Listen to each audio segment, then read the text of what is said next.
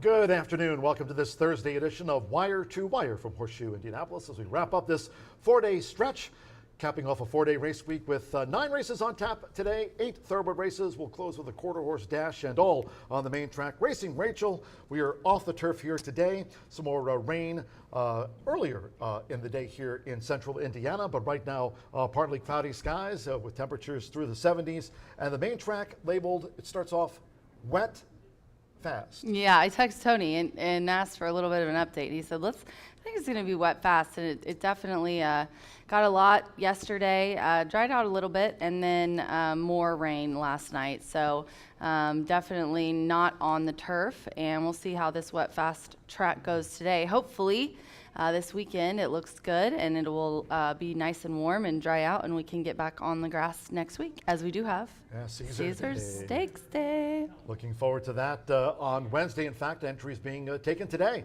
for the Caesar's Day, the richest turf racing day here at Horseshoe Indianapolis. So that'll be this coming Wednesday, May 15th. Mark that down on your calendar. We'll talk more about Caesar's Day in just a moment. But our third race was one that was carded for the main track here today. Looking forward to our featured sprint, the winner of the Dark Side of the Moon here on opening day, of course, with that total solar eclipse. Mr. Chaos back in action for trainer Bob Dobbs Jr. with Orlando Mejica. Looking forward to seeing Mr. Chaos run on the third race sprint today. Yeah, I put him on top. Definitely a very nice horse. He's put up a 93 before at the distance, and he's won many of our handicaps and stakes races here at Horseshoe Indy. The Unreachable Star, second in the Empire. He won the Empire this last year. So yeah, I went 6-2-3 in that race. I kind of like Derby Date a little bit. Put up a 92 last year in an allowance with some similar company. So definitely going to be a very nice race. Race 3 today here at Horseshoe Indy. Page 1 is the 9-5 morning line favorite with Evan Roman riding for Polo Lobo. That horse making his second start of 2024. No changes in the third race. That's our featured sprint, carded at 3:12. All 9, as I mentioned, on the main track here today, labeled wet fast for the official race day forecast. It's time here on the pre-race show to check in with WRTV6's. He's standing by, Todd Clausen. TK? From Indy's streaming news leader, this is a WRTV update. Well, once again today, John and Rachel, we do have some storm chances in the forecast. They're not as widespread as the chances have been over the past couple days, but there's a weak little front that's going to come through mid-afternoon, and there will be the chance of a quick downpour. Maybe one of these storms could have some lightning and a little bit of hail in it, but it would not last very long. So if anything with the races here, I would say mid-afternoon, maybe a quick delay, and that would be just about it. Temperatures will be a little bit cooler than they have been. Generally, though, very pleasant, right around 70 degrees. All right, there you have it. Todd Clausen with the official race day forecast for our racing program here today. And speaking, by the way, Mr. Chaos, ridden by Orlando Mejica. Again, Orlando was on the scoreboard here yesterday on the third day of the race week. Again, no live racing here on Friday, Saturday, and Sunday. Back for another Monday through Thursday week next weekend, as we mentioned, Caesar's Day this coming Wednesday, May 15th. But Orlando winning yesterday with Tucha for Louis Roussel III. But it was Marcelino Pedroza Jr. had a hot hand yesterday, as did Gennaro Garcia, last year's leading trainer, with a hat trick of wins here on the Wednesday card. Yeah, a double for Marcelino and a triple for Gennaro. Started in race 1. They took the opener with number 2, Shaggy Kitty. Yeah, very nice ride that kind of got up there to the lead and didn't let go of it. And obviously a nice ride by Marcelino, as always. Shaggy Kitty there with Marcelino Pedroza Jr. to start off the card. It was favorites early on yesterday here at Horseshoe Indianapolis, and another victory for trainer Gennaro Garcia with Good Forever. And here's Good Forever making this move and really battled gamely between horses. Caboose on the outside took it to Good Forever, and right there was Spot on Justice, one of those Tony Granite's horses with the rail. But Marcelino in the middle. Good Forever has that big white blaze and just kept reaching and sticking that neck out. Yeah, he was really digging in. I was in the jocks quarters. I didn't even get to watch that race. I was getting some shout outs and talking to Jose Ortiz was here yesterday. And when he walked in, I said, "Who won?" He was like, "Me." I was like, "Good job." And then Gennaro also won with Santo in race 7.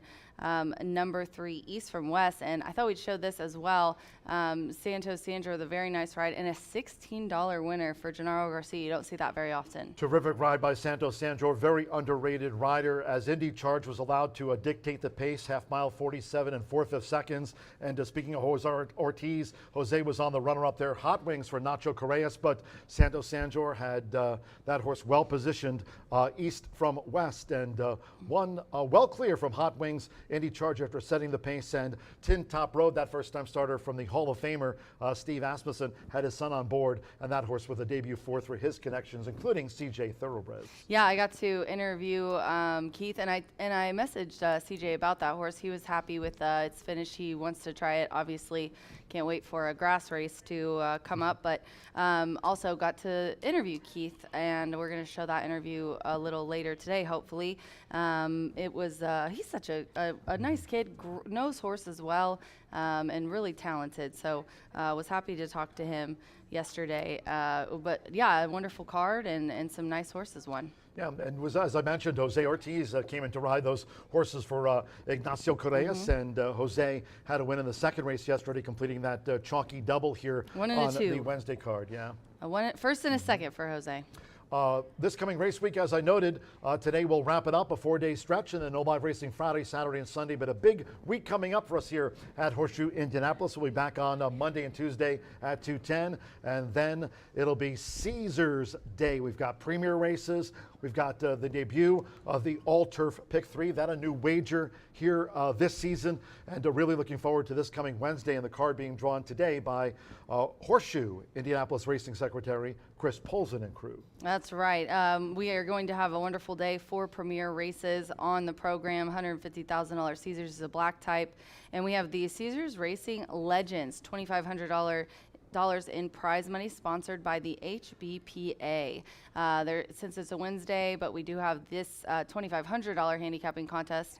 We will not have a Racing Rachel's Warriors that week. $2,500. Yeah, I'd rather have 25 than a $100 weekly prize. So thank you so much to the Horsemen's Benevolence and Protective Agency for sponsoring this, giving us that big free handicapping contest. And as John mentioned, we will start the Horseshoe Hat Trick. It's an all-turf pick 3. We will announce the 3 turf races that the pick 3 will be on morning of, and it's a 15% takeout and $1 minimum. So very excited. I think the degenerates are going to like that one. You know, I've always And I say that lovingly. The D-Gens, we love them. And We love them. And they all enjoy Racing Rachel's Warriors, but a big day like Caesar Day certainly deserves something special. Yeah, a larger pot there for horse players and the handicappers, maybe in that contest, $2,500. So that's terrific. This coming Wednesday, all looking forward to Caesar's Day here at Horseshoe Indianapolis. And then as we get to the latter half of the month, Memorial Day coming up already May 15th, this coming Wednesday for Caesar's Day. And then we've got Memorial Day racing kicking off at noon. We'll have a lot of activities, not only for the horse players with Survivor, the shoot and score game. Which we're going to do. Absolutely. I was gone the day we had it last year, so it's... After Pacers JJ, swish for 3, but and the Pacers, what's going on with the Pacers? I don't want to talk about Down it. 0-2 I'm to mad the at you, Knicks. Travis Stone, for rooting for the Knicks. You're in trouble. Yeah. Texted me last night. He's in big trouble. Yeah, with Bulls fan Joe Christopher. Yeah, Soccer, Bulls fan. darts, also face painter, food trucks, and more. That'll be Memorial Day here. Mark that down on your calendars. Memorial Day, a special day, as we remember all of our fallen heroes here on May 27th. Yes, noon post time, and all of the activities that I mentioned just a moment ago. Thanks to our big sponsors here in 2024, Brown Forman, Tequila, Herradura, and Corbel, Indiana Breed Development. Also, our new Winter Circle sponsor, Murphy Trailer Sales, if you'd like to reach out to them. Terrific customer service and loyalty, Rachel, as you know, since 1984. Murphy Trailer Sales at 765-361-8803 if you'd like to dial them up on your rotary. And also, our Topboard sponsor, B&H Electric and Supply. Cheers to all of our great sponsors here in 2024. You know who's great? Brian Aragoni. Brian Aragoni's great, and he's really good at putting tickets together, and he has, for the pre-race show, put together an early pick 5 ticket, as he always does. So, quick commercial break. I'm told to go to that, and then we'll be joining racing analyst Brian Aragoni with his thoughts and analysis on the 50-cent early pick 5 here today at Horseshoe Indianapolis, with all on a wet, fast track. Until next time for Racing Rachel, that'll be on Monday for Wire to Wire. Track announcer John Giduli saying, we're done. Have fun. Bye for now.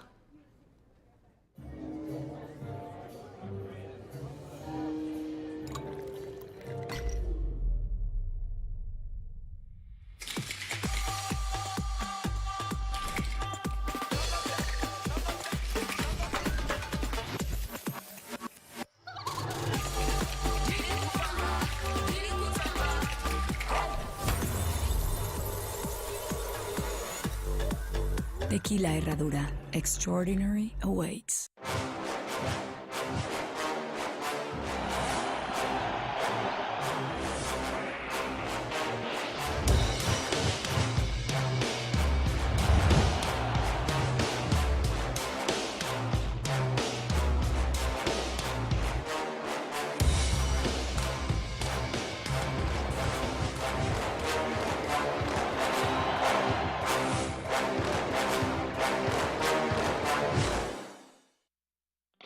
Feel the excitement with TwinSpires.com, the official betting partner of the Kentucky Derby and Breeders' Cup. With TwinSpires.com, place legal wagers and watch live horse racing wherever you are on any device. Sign up, play, and win today. New players use promo code FREE100 on sign up to start your $100 bonus. With TwinSpires.com, you can bet on horse racing. Get the TwinSpires.com app to receive special offers and the most up-to-date information. Terms and conditions apply. Void where prohibited. Please wager responsibly.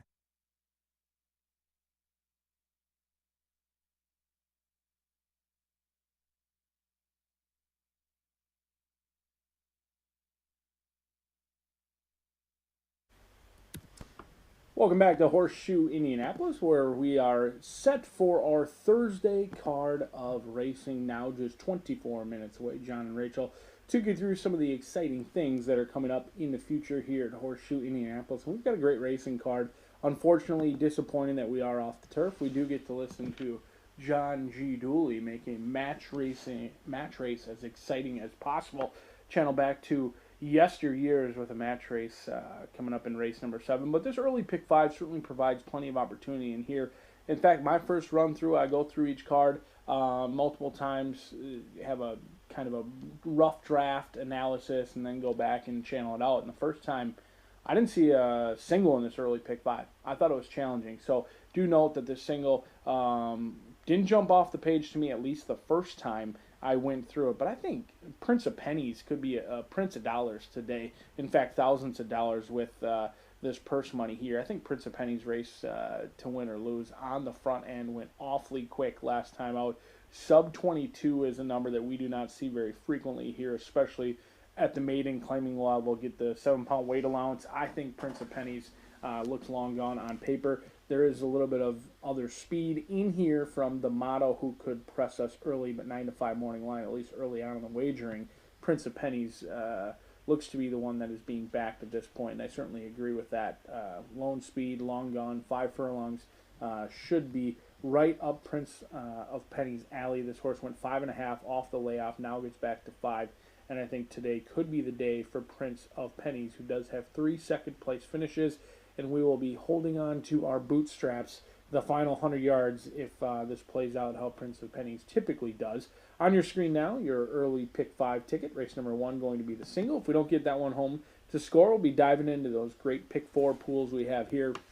And again, fairness in wagering, I absolutely love Probationer. This horse was dual entered at both Churchill Downs and at Horseshoe Indianapolis, as was number 3, Lovely Regalo. Now, Lovely Regalo shows up here. Probationer opted to go over at Churchill Downs, and unfortunately, neither of them got in over there. I believe they both had an opportunity. Lovely Regalo ends up in here. Probationer scratched out of both events, but that's a horse that I do want to follow in the future wherever they may land. I'm going to take a stand against Baytown Boo Boo. Maybe it's right, maybe it's wrong. Paul McEntee does an excellent job with the younger races. I'm sure he's excited to get away from Wesley Ward over at Keeneland. After running against some very tough Wesley Ward babies over there, I'm sure he's excited that there is no Ward trainee in our 4.5 furlong sprints. But I'm going to try and get beat your 7-5 morning line favorite in Baytown Boo Boo with some first-time starters in here. 2, 3, and 6. Slam Dunk Justice, certainly unique, along with Special Creed, whose dam was 9 for 14 in the exacta, but the Sibs may be suggesting that Special Creed will do a little bit better on the stretch out. We'll find out around 2:41 today. Race number 2, 2, 3, and 6. Race number 3, optional claimers going 6 furlongs, running for a generous purse. These purses at Horseshoe Indianapolis, my goodness, $50,000 for optional claimers in here. 6 of them set to battle it out for 50 grand large, and I'm on the inside runners. I think 1, 2, and 3. One of those 3 get the job done. Could set it up for a horse like Manuelito. We'll take a stand against Mr. Chaos in here, running against open competition. That's always a tough task. I respect Mr. Chaos. He's an unbelievable state-bred horse who's won a lot of races. He could easily upset me in this spot, but second start off the layoff, I thought he was game as they come last time out. That was against state-bred competition. Open company, a different story today. 1, 2, 3 for me in race number 3. Race number 4. This one, our first race, it was originally carded to be on the turf, now running a distance of 1 mile and 70. We've had a lot of those races that have come off the turf this week go to 1 mile. Do note that extra 70 yards could make a difference for you. It often doesn't for me, but just want to make note that these ones are going to be run at a distance of 1 mile and 70 yards. I'm going to go 2, 3, 6, and 8 in this spot. I think this is a sneaky tough race. This is a race that you kind of just want to get through in here. No one jumps off the page. Now, Red Hot Justice could be any sort. I'm a little surprised that horse did stay in. Has some numbers that would win this race on the dirt. Trust Ray Paquette. He's 5 for 6 in the trifecta with 2 wins of his 6 starters. He's firing on all cylinders. Make note, I added in Soul Run for Brian Michael. Rodney Prescott, this is a horse who ran on opening day, exits a live race. I do believe Crossley is the real deal. Your second place finisher wins forever, has come back to win, as has Work It Windy. So that was a live race on opening day.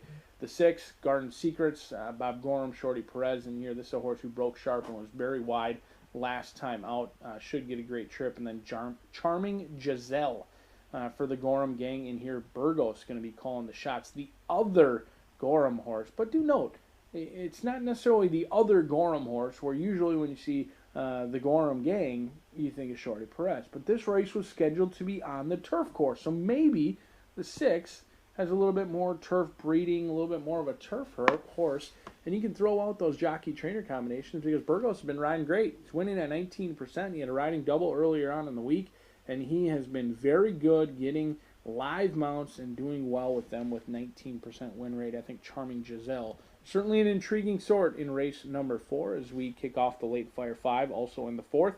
And then the 5th, this is what I had slated as the most competitive race of the day. Whether it's on the turf or the dirt, this race looks wide open on paper, 1 mile and 70 yards.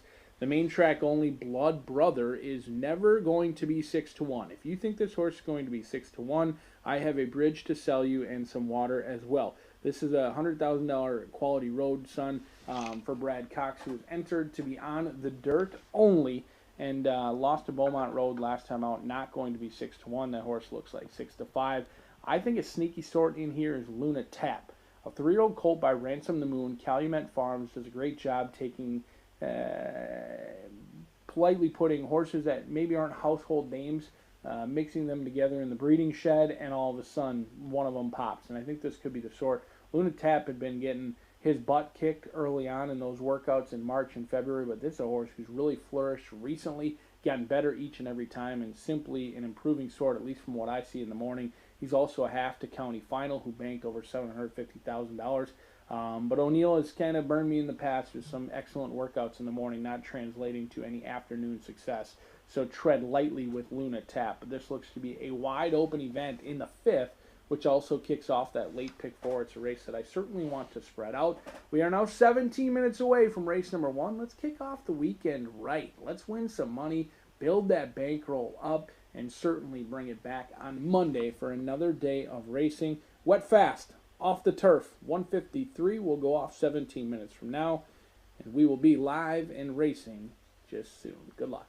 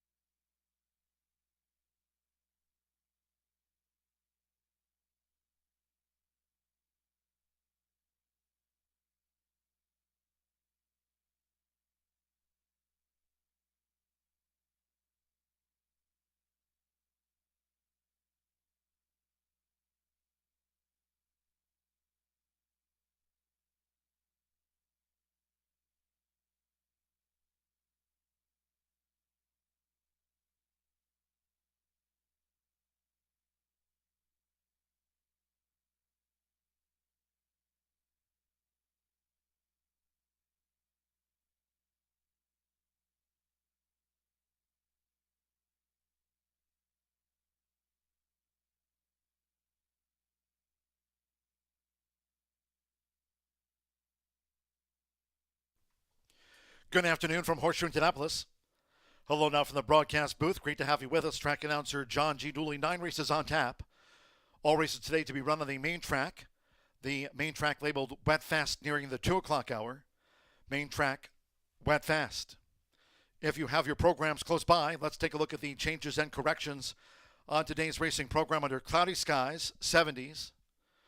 From the opening maiden sprint, start to the 50-cent early pick 5. In the 210 opener, there are no scratches, no jockey changes, no overweights. Number 5, Totalitarian. And to the ownership, Maria Alejandra Bravo Ferrada. Part of the ownership of record for number 5, Totalitarian. In the second race, maiden sprint for the 2-year-olds. Number 2, Special Queen, corrected weight 116 pounds. Corrected weight 116 for the 2, Special Queen. Scratch number 4, Probationer. With that scratch, no superfecta wagering. No superfecta on the maiden juvenile sprint. Scratch the 4, Probationer. There are no changes in the third. All 6 run in a featured sprint. In the fourth race, the maiden is off the turf. This starts the 50-cent late pick 5 to be run on the main track at 1 mile and 70 yards. Scratch the 4, Stella DeLuce, and the 9, Tamarack Lady. Scratch the 4 and number 9. The fifth race starts at the 50-cent late pick 4, maiden off the turf. This will now be run on the main track at 1 mile and 70 yards. Scratch 1, Redemption Spite. 2, American Memories. Take out the 6, Polyglot. Number 7, Madden. Among the ownership, it should read William A. Knight.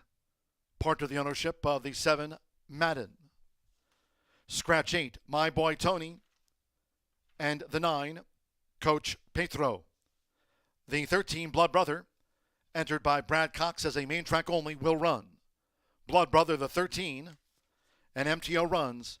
Scratch the 1, 2, 6, 8, and number 9. In the sixth race, maiden 3-year-old filly sprint, no scratches.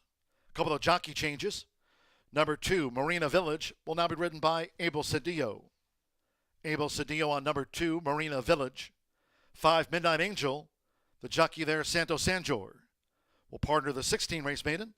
Santo Sanjor on number 5, Midnight Angel, all 10 run. Now in the 7th race, we've got ourselves a match race. Race 7 off the turf. One of those transferred to the main track. The 7th race at 5:16 will be run at 1 mile and 70 yards. Scratch 1, Habuya. 3, Prouvé. 4, Ethetheric. 5, Star Wisher. Take out 6, Vino Rosato. 7, Modern Sound. Scratch 8, Tango Zulu. 9, Single Her. And number 10, Gold Del Mar, has also been scratched. Get Your Kicks and Por Uno Cabeza will run in a match race. No place, no show wagers. Scratch the exacta, trifecta, and superfecta. Win, double, pick 3. 7th race, off the turf, main track at 1 mile and 70 yards. Win, double, pick 3. And there are all the scratches. There are no scratches in the 8th race sprint there at 5:47. All 8 run. No changes in the 8th of 9. Closing out the card in the race week here. Quarter horse dash at 330 yards. Wet Fast nearing to the 2 o'clock hour. And in the 9th, 1, Jess Check Me Out, a pound over. 2, Our Sweet Maggie May plus 3. Number 3, The Love Wagon, 3 over. Number 4, DNA Marfa is Royal plus 3 pounds. The 8, BD's Dynasty, 3 pounds extra. Number 9, Where's Wilson, 3 over.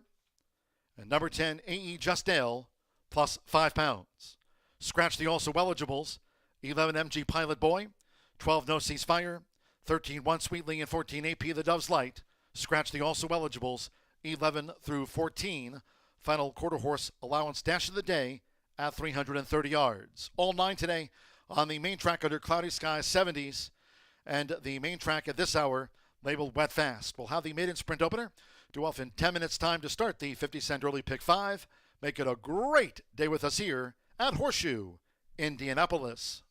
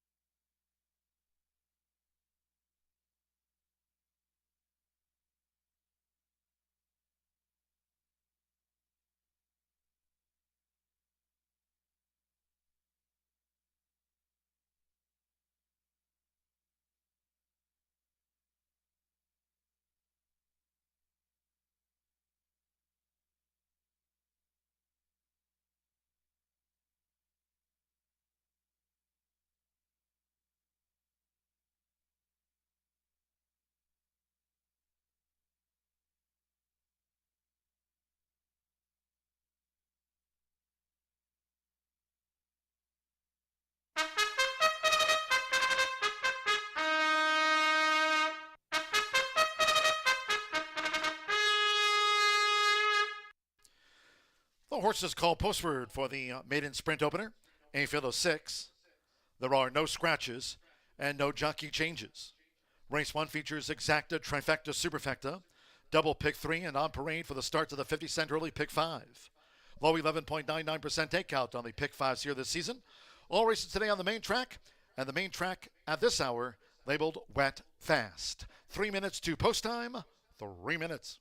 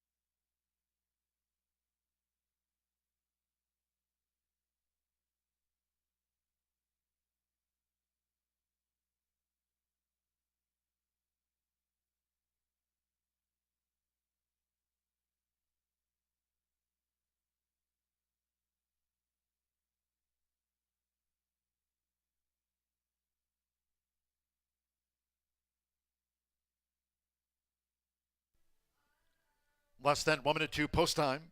Start to the 50-cent early pick 5 with the maiden sprint. Track Wet Fast.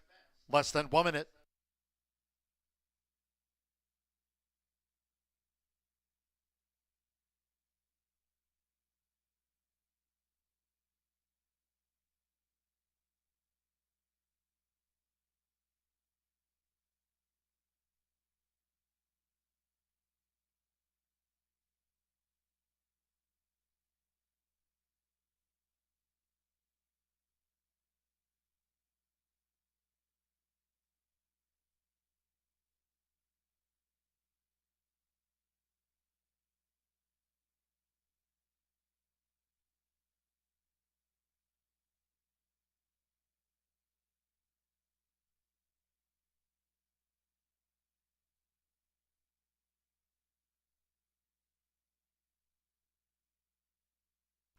The horses are approaching the starting gate.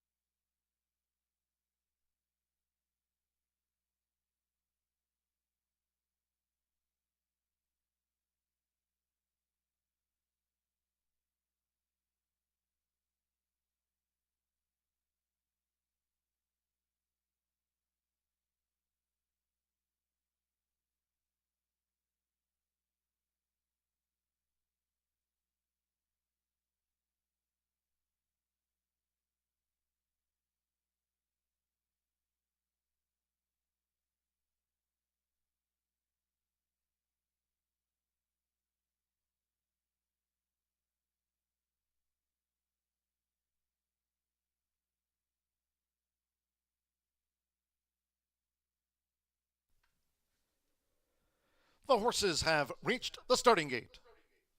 It is now post time. They're going in. Evan Roman with Mo Angel.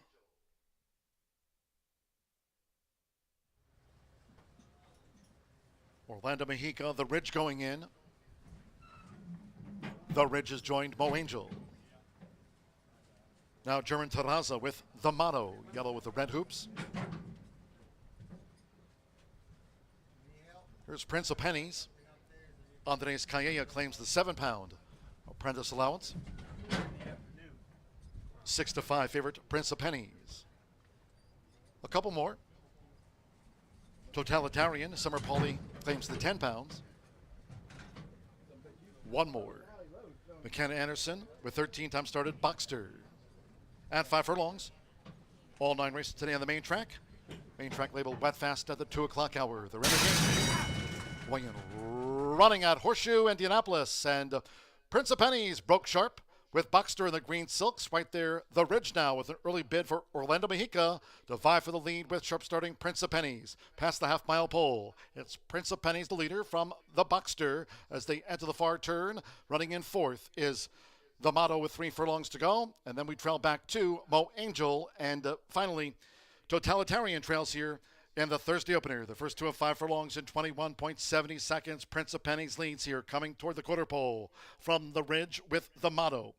Then comes on the outside Boxster, who strains away in fourth. Mo Angel and Totalitarian as these maidens head for home.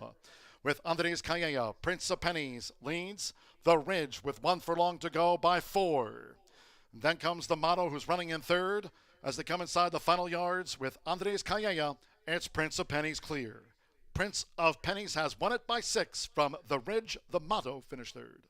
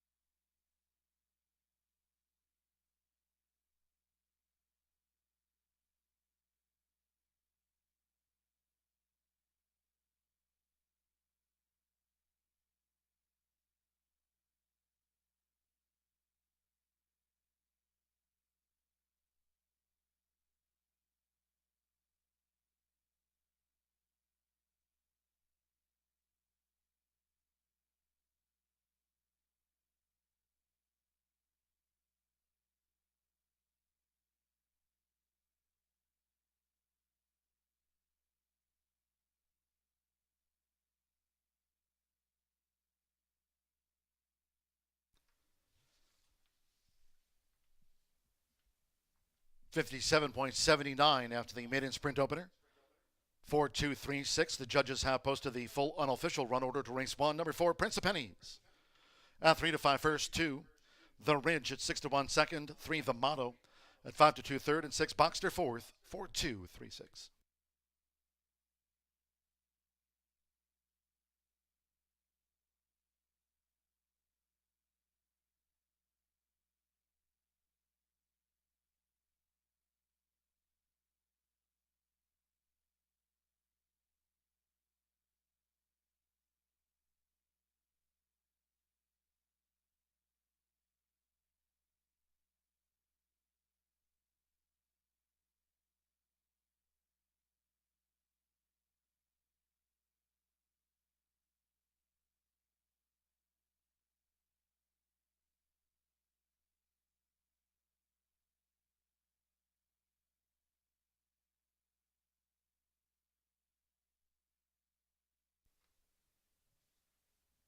The result of the first race official.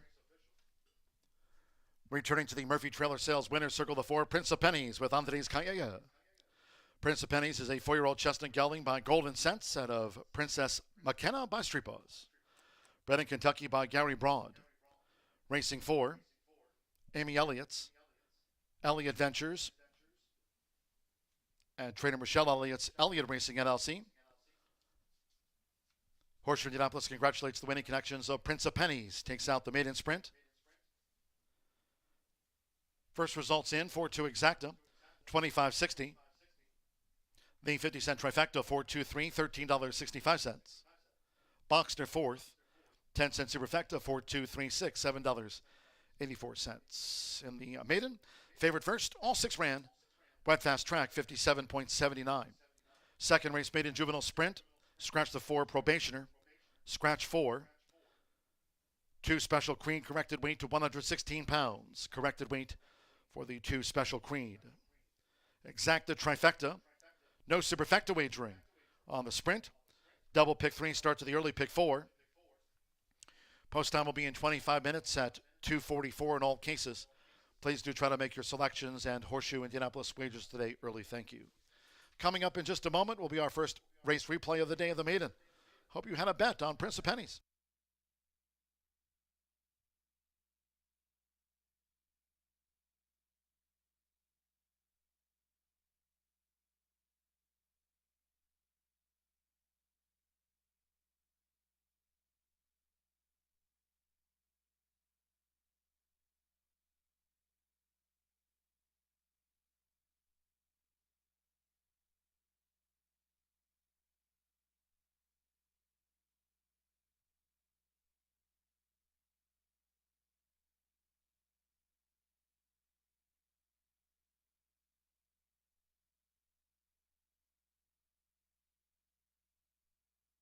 Hour, the energy running at Horseshoe Indianapolis, and Prince of Pennies broke sharp with Boxster in the green silks right there. The Ridge now with an early bid for Orlando Mexica to vie for the lead with sharp starting Prince of Pennies past the half-mile pole. It's Prince of Pennies, the leader from the Boxster as they enter the far turn.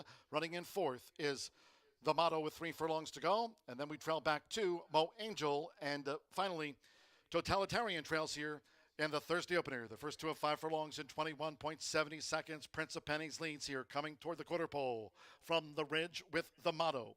Then comes on the outside Boxster, who straightens away in fourth. Mo Angel and Totalitarian as these maidens head for home.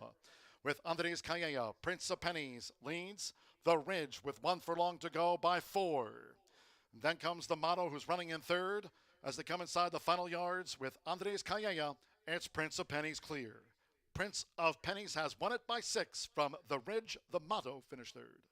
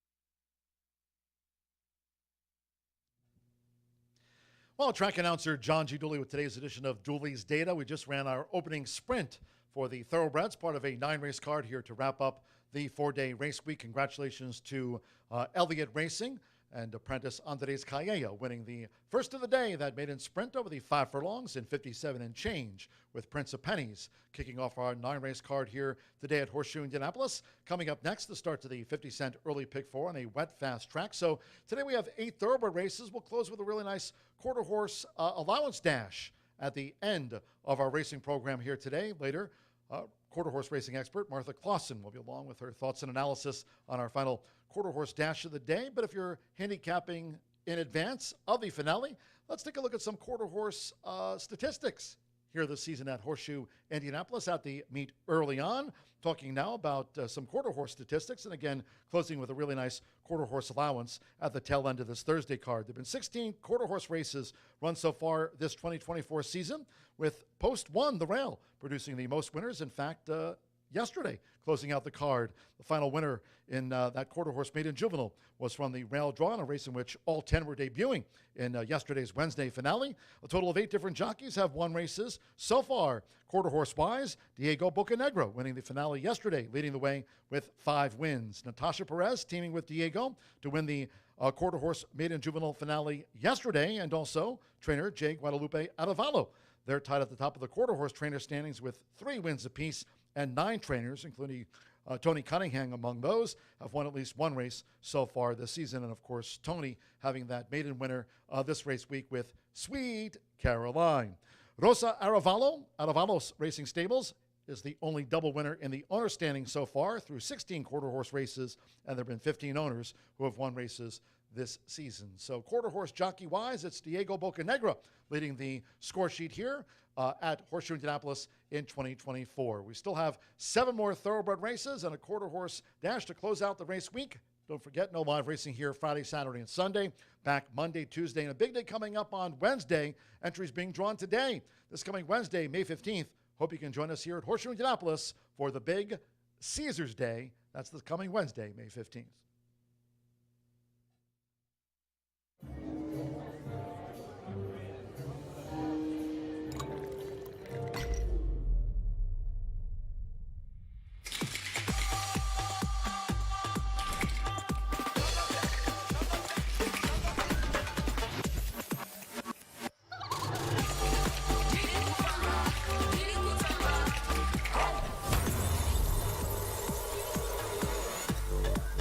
Tequila Herradura. Extraordinary awaits. Feel the excitement with TwinSpires.com, the official betting partner of the Kentucky Derby and Breeders' Cup. With TwinSpires.com, place legal wagers and watch live horse racing wherever you are on any device. Sign up, play, and win today. New players use promo code FREE100 on sign up to start your $100 bonus. With TwinSpires.com, you can bet on horse racing. Get the TwinSpires.com app to receive special offers and the most up-to-date information. Terms and conditions apply. Void where prohibited. Please wager responsibly.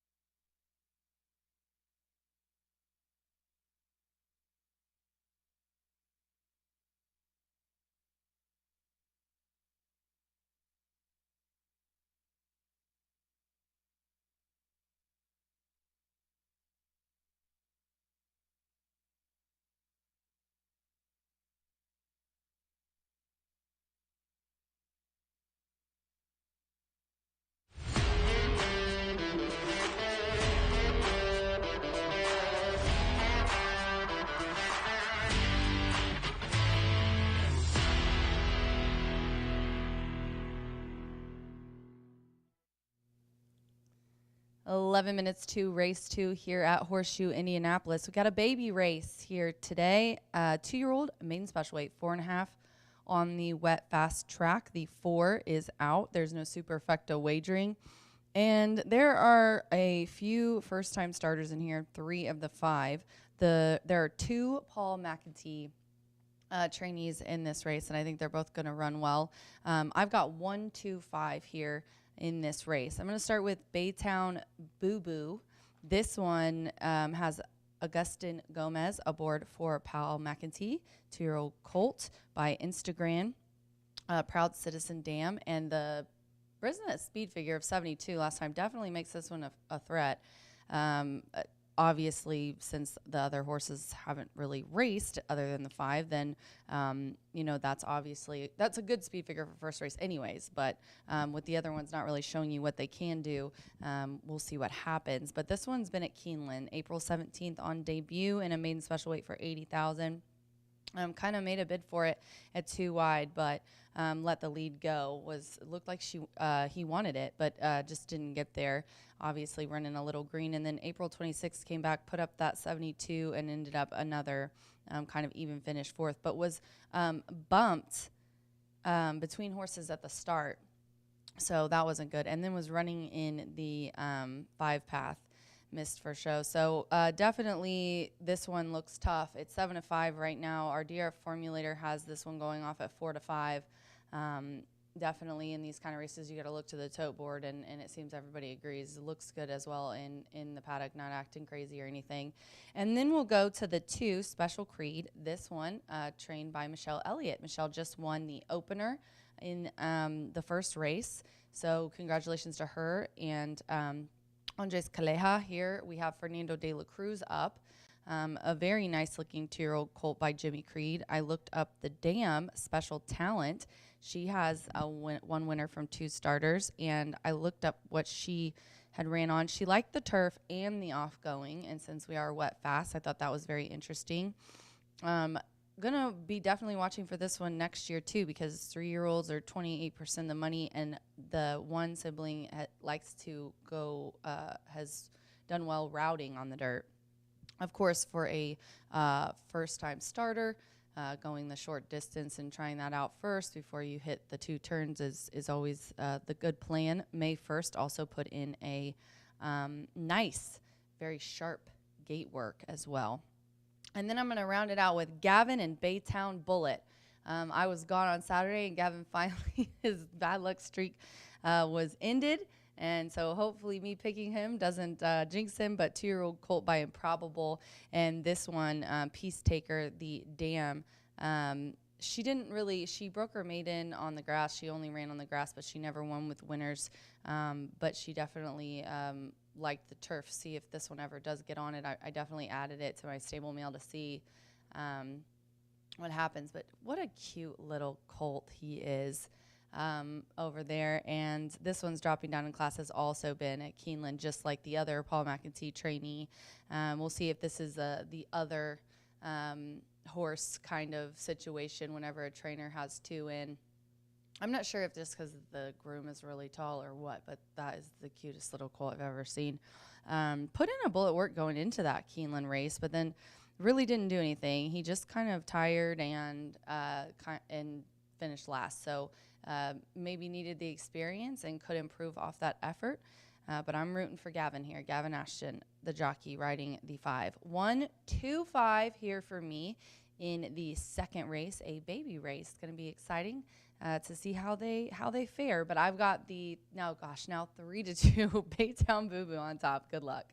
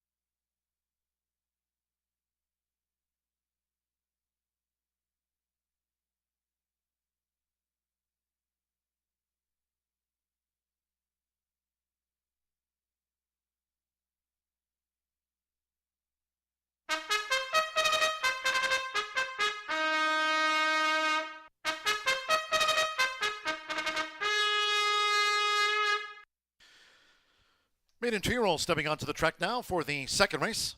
The sprint carded at 4.5 furlongs, a field of 5. Scratch number 4, Probationer. Scratch the 4. Number 2, Special Creed, corrected weight to 116 pounds. 116, corrected weight, carried by number 2, Special Creed. Exacta, Trifecta, double pick 3 and start to the early pick 4 on a wet, fast track. 4 minutes to post time. 4 minutes.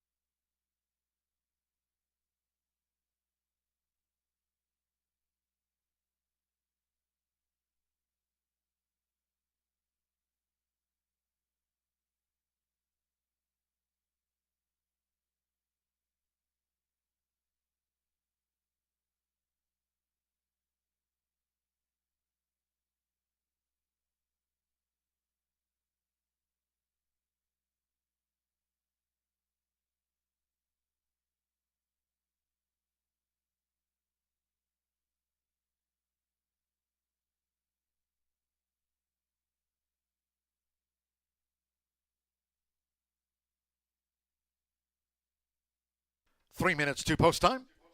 3 minutes.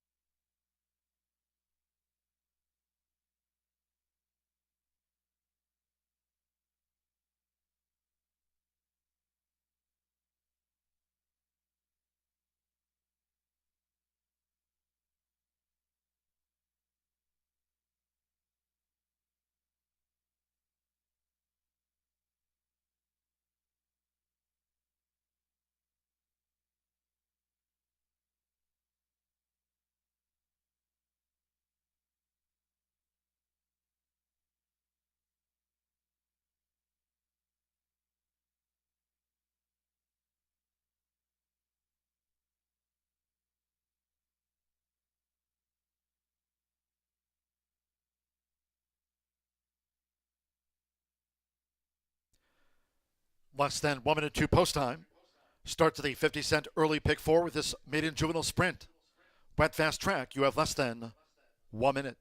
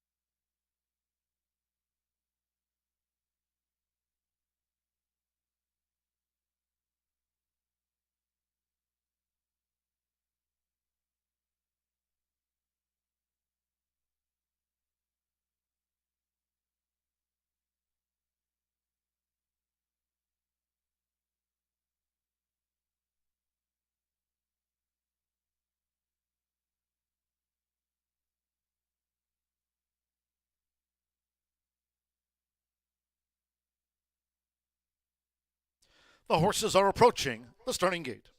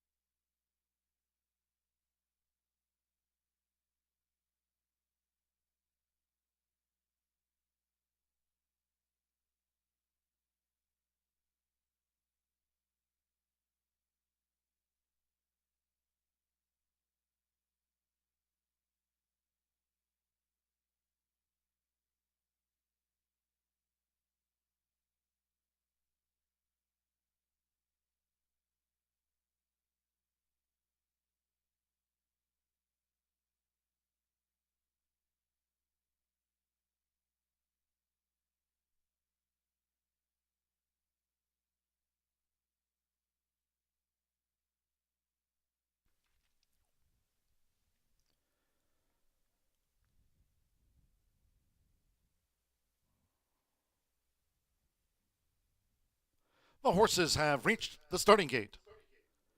It is now post time.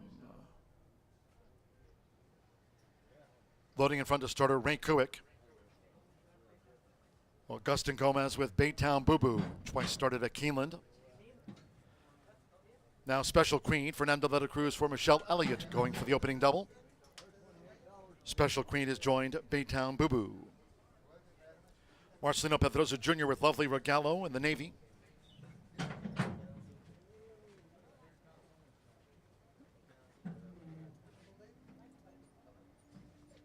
Wet Fast Track.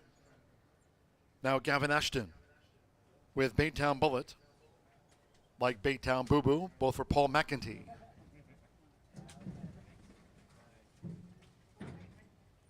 Baytown Boo Boo, even money favorite. Baytown Bullet given a 13-1 chance.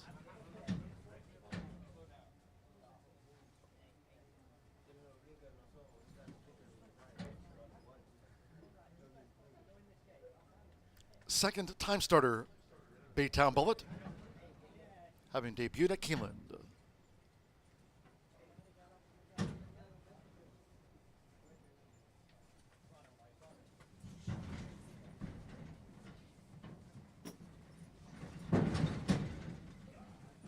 Special Queen getting a bit fractious in the gate. As Baytown Bullet holds the dash up. So Fernando de la Cruz reset on Special Queen, black with the white dots on sleeves. The starter's crew still working with Baytown Bullet.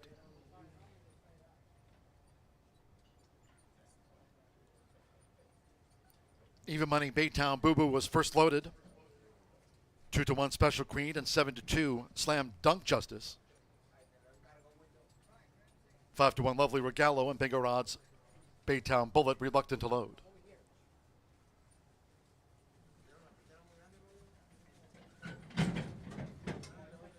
Now Baytown Bullets joined. Back on board, the second timer Gav Ashton goes. One more. Santos Sanjor Slam Dunk Justice, one of the 3 on debut at 4.5 furlongs. 4-5 on Baytown Boo Boo.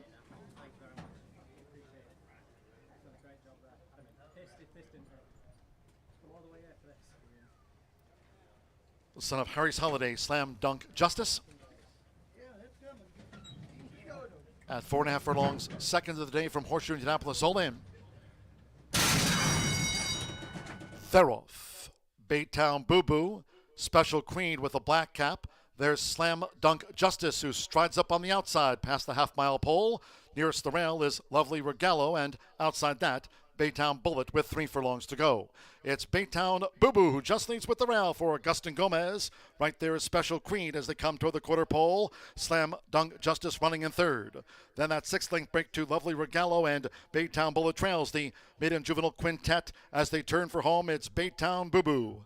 Baytown Boo Boo leads Special Creed as they straighten away, while 3 clear from Slam Dunk Justice, who's fully extended running in third. A gap away to Lovely Regalo, and we trail back to Baytown Bullet. It's Baytown Boo Boo. Baytown Boo Boo holding on to this advantage from Special Creed on the outside. Slam Dunk Justice with Augustin Gomez, the son of Instagram. Baytown Bullet gets the result by a neck to Special Creed. Slam Dunk Justice third, Lovely Regalo, Baytown Bullet.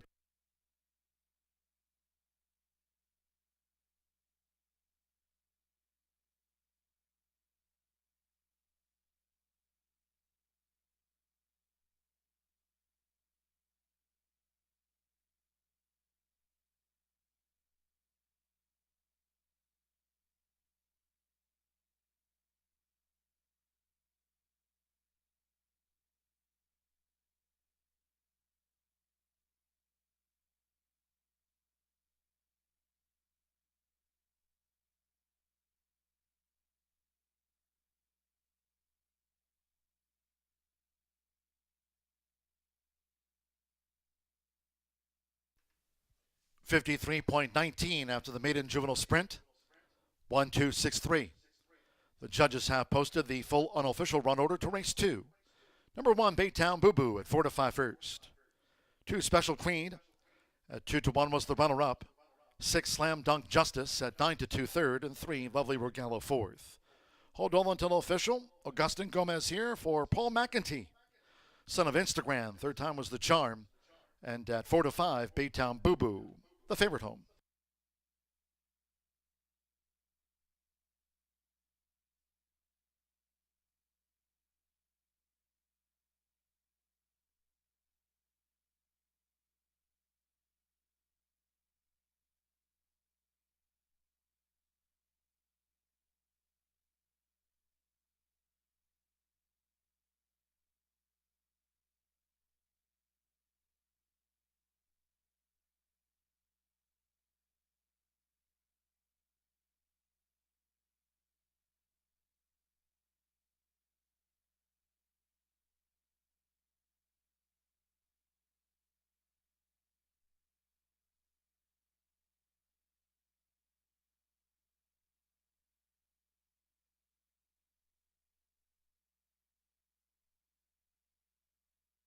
The result of the second race official.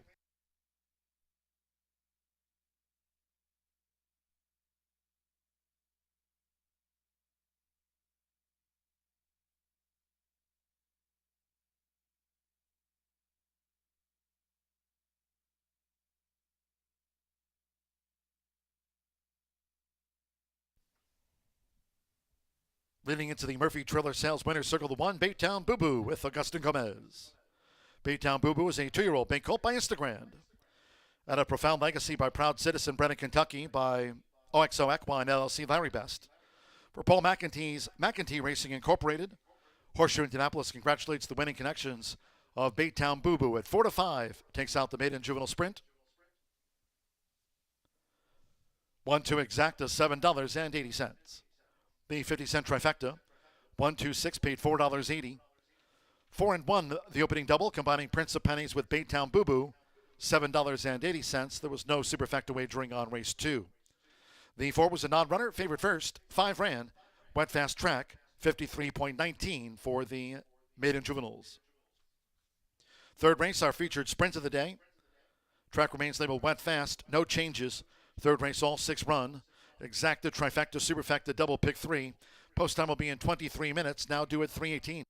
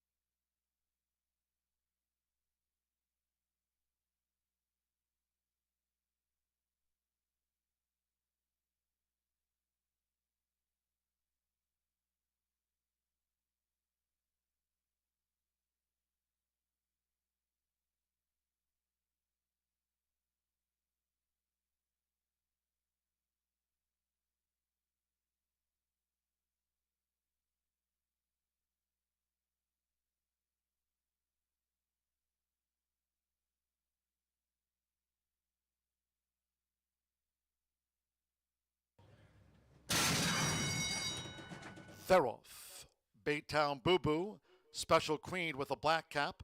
There's Slam Dunk Justice, who strides up on the outside past the half-mile pole. Nearest the rail is Lovely Regallo, and outside that, Baytown Bullet with 3 furlongs to go. It's Baytown Boo Boo who just leads with the rail for Augustin Gomez. Right there is Special Queen as they come toward the quarter pole. Slam Dunk Justice running in third. Then that 6-length break to Lovely Regallo, and Baytown Bullet trails the maiden juvenile quintet as they turn for home. It's Baytown Boo Boo. Baytown Boo Boo leads Special Creed as they straighten away, while 3 clear from Slam Dunk Justice, who's fully extended running in third. A gap away to Lovely Regallo, and we trail back to Baytown Bullet. It's Baytown Boo Boo. Baytown Boo Boo holding on to this advantage from Special Creed on the outside. Slam Dunk Justice with Augustin Gomez, the son of Instagrand. Baytown Bullet gets the result by a neck to Special Creed. Slam Dunk Justice third, Lovely Regallo, Baytown Bullet.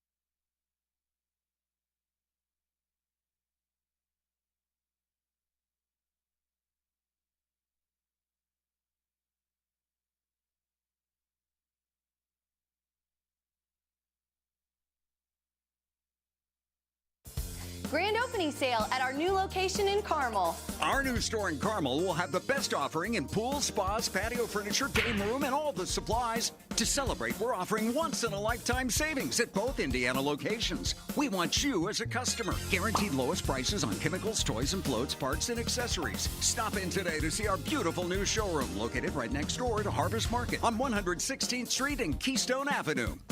Grand opening sale going on right now at Family Leisure. Feel the excitement with TwinSpires.com, the official betting partner of the Kentucky Derby and Breeders' Cup. With TwinSpires.com, place legal wagers and watch live horse racing wherever you are on any device. Sign up, play, and win today. New players use promo code FREE100 on sign up to start your $100 bonus. With TwinSpires.com, you can bet on horse racing.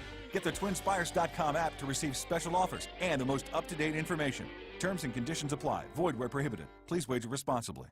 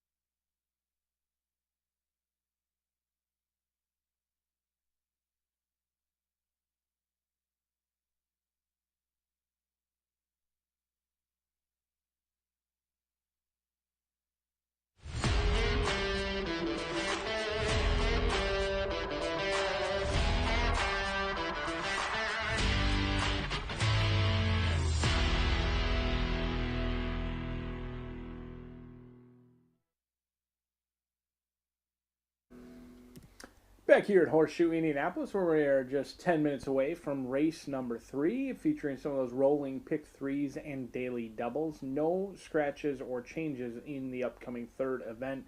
This one will be a feature on most days. It'll go in race number 3 today. This is a talented group. May not have a stakes name for it, but this is some stakes quality competition in my opinion, set to battle it out over 3/4 of a mile in here. I'm going to go to number 3. I thought this would be the best value of the race, and it certainly is. Derby Date is 6-1 in the morning line, currently 5-1, but it's only value if the horse does go on to have success. Cipriano Contreras, Manny Esquivel, they teamed up for a win yesterday in our Thoroughbred Nightcap, and I'm hoping they can do so again in here. This horse hasn't shown much over at Hot Springs, Arkansas, but this is what the connections do. They routinely take horses from elsewhere, bring them to Horseshoe Indian, report right to the winner's circle, and then pick up their paycheck. And Derby Date is actually no stranger to Horseshoe Indianapolis. In fact, last year came in with just okay form from Ellis Park and Hawthorne, and then came to Horseshoe Indianapolis with Matilda Burnham aboard, got a second by a photo finish, and a first by a neck, both at 15-1 and 7-1, and respectively on the board right now at 5-1. I think there is value with Derby Date, who is in for a tag, but running protected is going to be right next door in the starting gate, and that's Adios Gary looking to wave goodbye to the rest of this field. And much like Derby Date loves this track, Adios Gary, a perfect 1-for-1 here, with the lone win coming just 2 weeks ago where they dominated. They broke sharp, cleared off on the front end, and they had plenty left. When Jimenez asked the question, there was a ton of response. Now, that's a huge overlay, and DRF Projections is kind of projecting that this is going to be a big overlay throughout. 5-2 morning line on the board at 6-1, a chilly 6-1, and based on those projections, 4-1 going to be the price. So if you like Adios Gary, recommend doubling your wager. The horse, a perfect 2-for-2, yet to be defeated in 2024. We'll see if they can get the job done. Your morning line favorite is Page 1 Roman for OXO Equine. 2 wins from 10 starts, comes in off of a synthetic race, a 4th place finish as the beaten favorite. I do expect the late money to come in here with number 1, because this is a horse who routinely goes off favorite. In fact, 5 out of the last 7 races has gone off favored, and only one of them was victorious in here. A horse to use underneath, but all the money's going in on the Indiana-bred Mr. Chaos. He's one of our finest. We'll see if he can take on Open Company and get the job done, as we will find out just 7 minutes from race number 3. Good luck.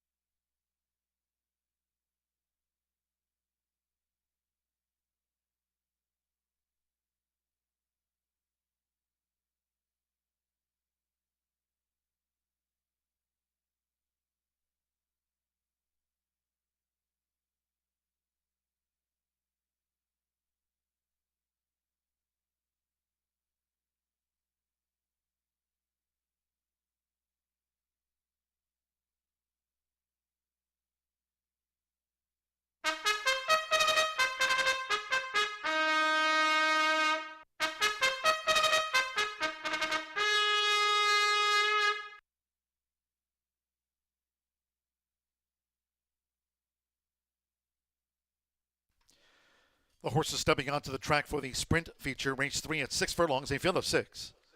There are no program changes, all 6 run. Exacta, trifecta, superfecta, double pick 3. Track now fast. 4 minutes to post time. Less than 4 minutes.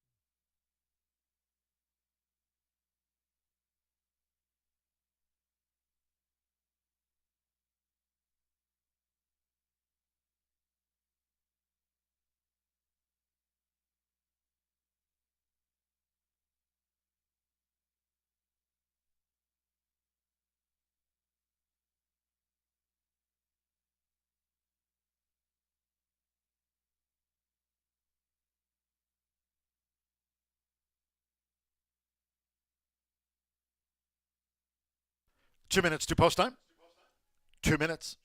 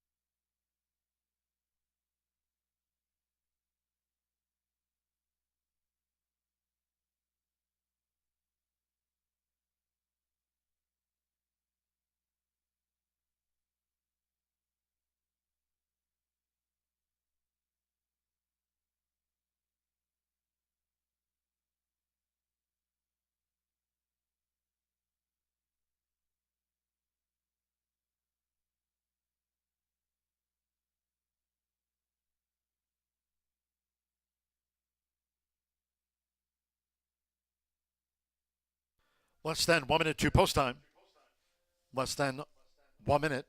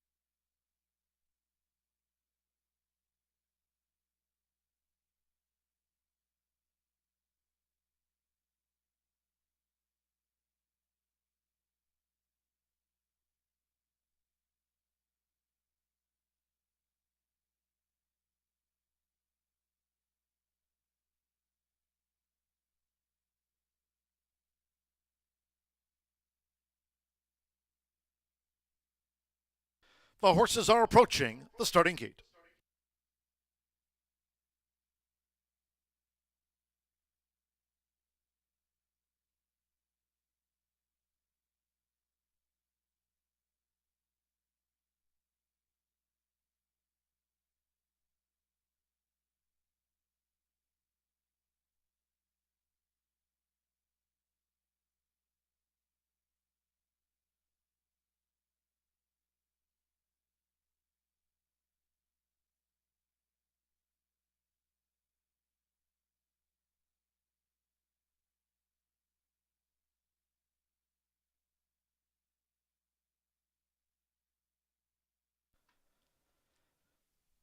Arriving at the gate, it is now post time.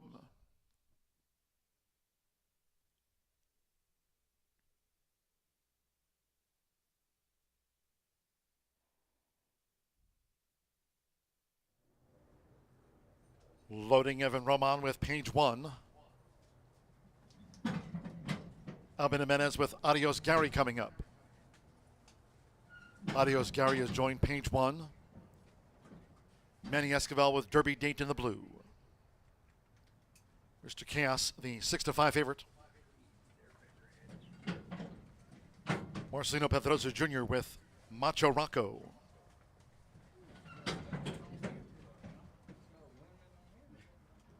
Now Alberto Burgos with Manuelito coming up.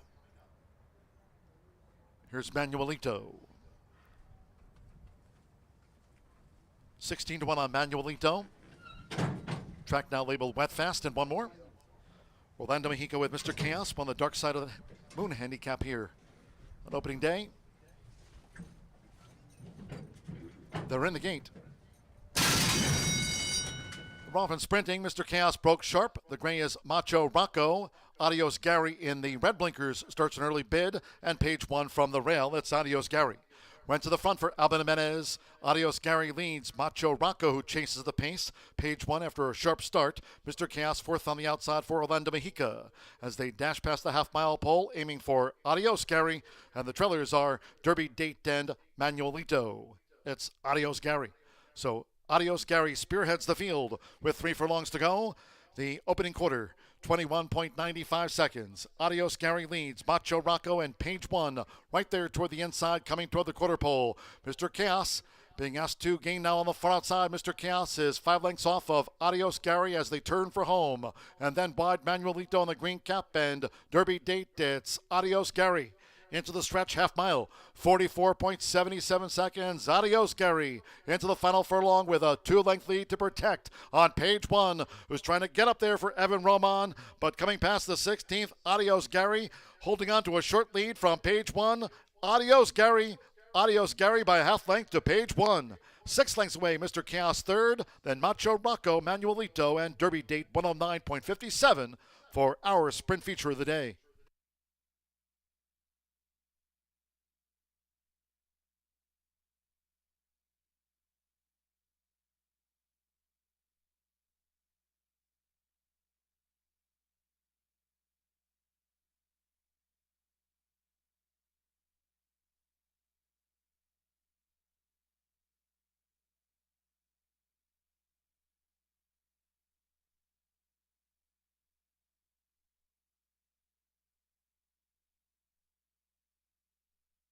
$109.57 after the feature. We're standing by for the run order from the judges. 2 Adios Gary at 4-1. 1 page 1 at 8-5. 2-1. 6 Mr. Chaos at 6-5 third. And 4 Macho Rocco at 35-1 odds fourth. 2-1-6-4. Hold on until official. Albin Jimenez on Joe Davis's repeat meet winner. 4-1 on Adios Gary.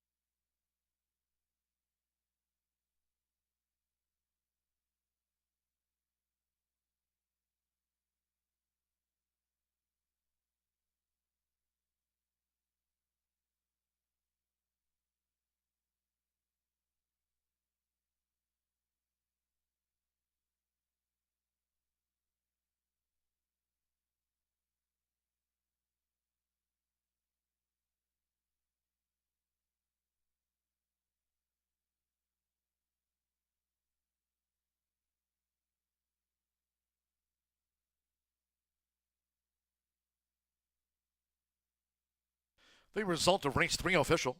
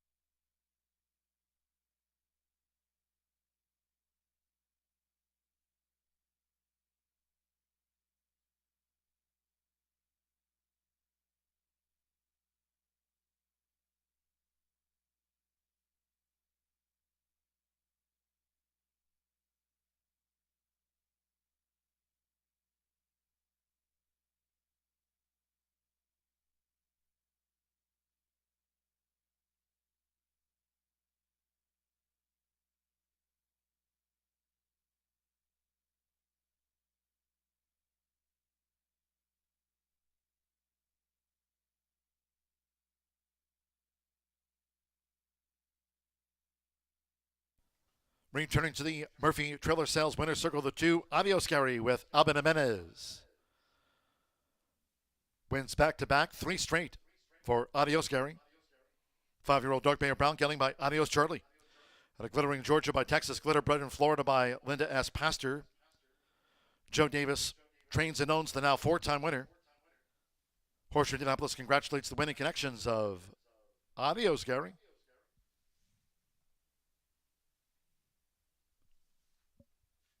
Paid 4-1. Featured sprint of the day. Adios Gary gets the Cody photo. First pick 3 on the card, paid $10.60. Feature race exacta, 2-1, $28 even, 50-cent trifecta. 2-1-6, $14.55. 1-2 double, $21 even, and the 10-cent superfecta.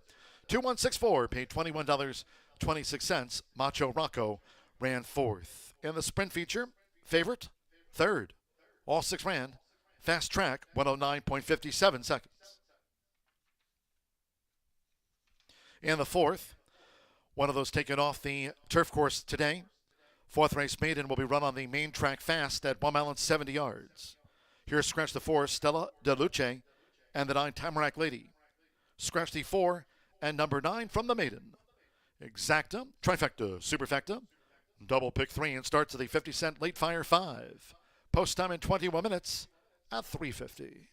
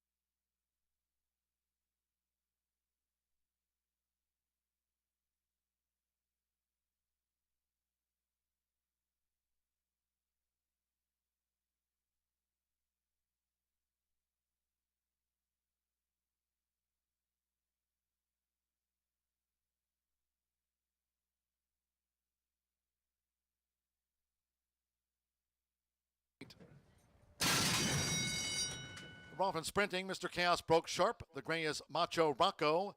Adios Gary in the red blinkers starts an early bid, and page 1 from the rail. It's Adios Gary. Went to the front for Alvin Jimenez. Adios Gary leads Macho Rocco, who chases the pace. Page 1 after a sharp start. Mr. Chaos 4th on the outside for Orlando Mexica as they dash past the half-mile pole, aiming for Adios Gary. And the trailers are Derby Date and Manuelito. It's Adios Gary. So Adios Gary spearheads the field with 3 furlongs to go.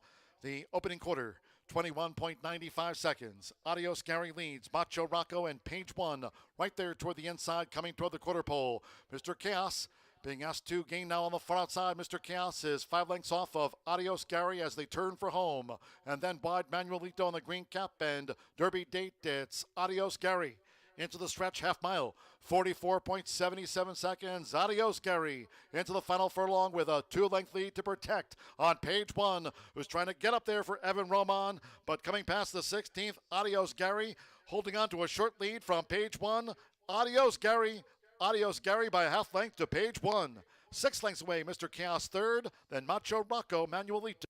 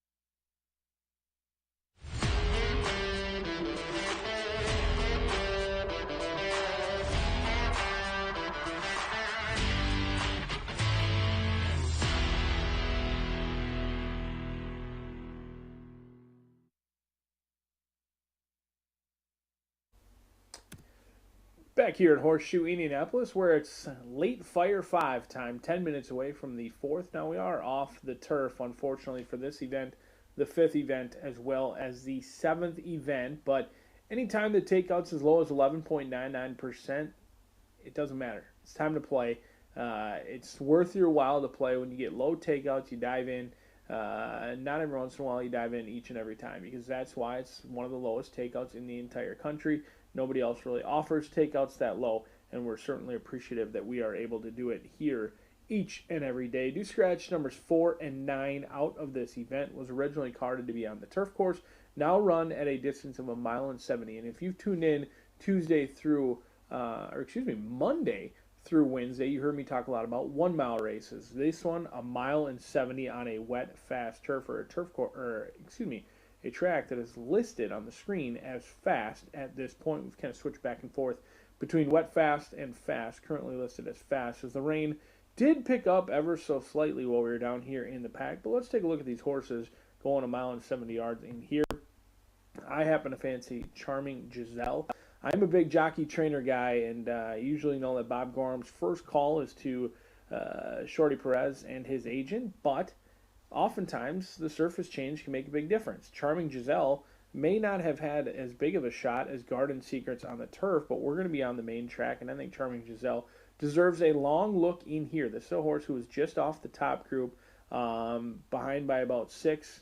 Really couldn't close in that day, but I think exits a live race. Crossley, the real deal. Wins Forever, Work It, Windy have both come back to win since then and taken some good action. This is a horse who I'm no horse whisperer or visually know exactly how a horse turns out, but this horse looks very well down here in the walking ring. I like that long leg, a horse that could easily do well with a little added ground today for Charming Giselle. After that comes Garden Secrets, the stablemate. They're going to try and bring this one home for the Gorham gang, and here Shorty Perez lands here in a race where the top 2 are absolutely dominant. Kay's Heavenly Star romped, and Comp, your second place finisher, came back to win as well. This one broke sharp and was widest of all in the lane, stayed on evenly. I expect this one to break sharp again today, but the betting, at least early on, is a little bit chilly on the 2, but if you're following those DRF projections, they were as low as 2-5 or 4-5 on Red Hot Justice, who's now 2-1. I do expect the late money to come in. The blinkers come off. I was a little bit surprised to see Red Hot Justice stay in, but who can question Ray Picatti's winning at a lights-out rate? It's at 33%. 5 of 6 have been in the top 3.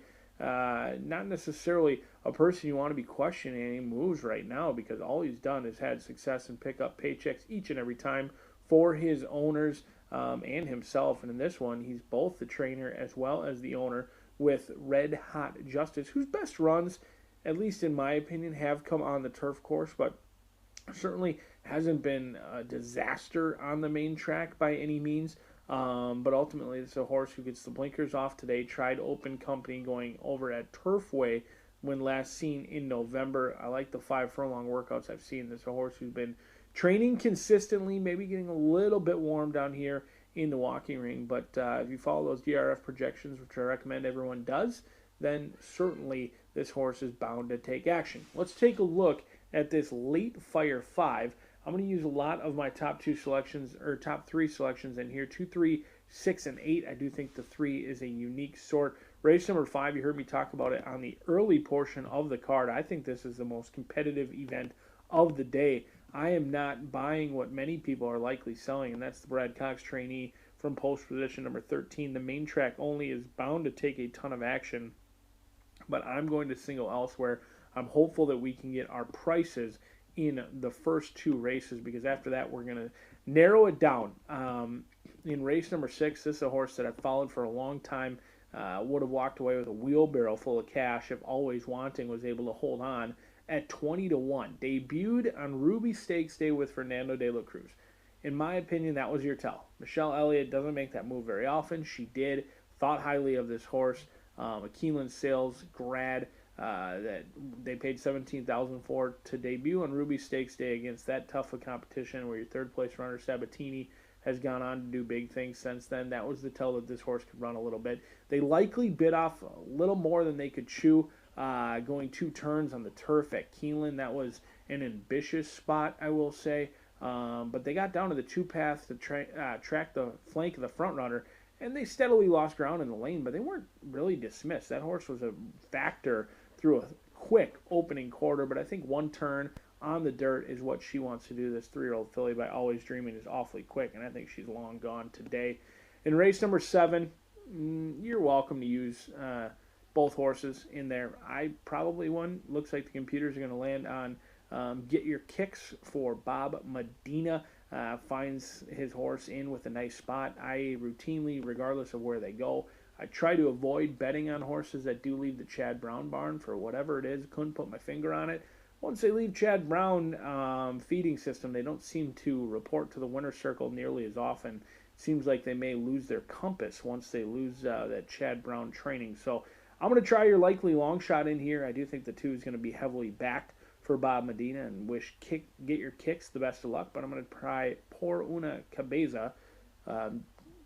Shame on me for not looking up that name, but this is a week we just celebrated Cinco de Mayo, so I think the 11 should be lights out in race number 7. And we'll spread it out again in the 8th as the riders getting the leg up, an off-turf event coming at you 4 minutes from now.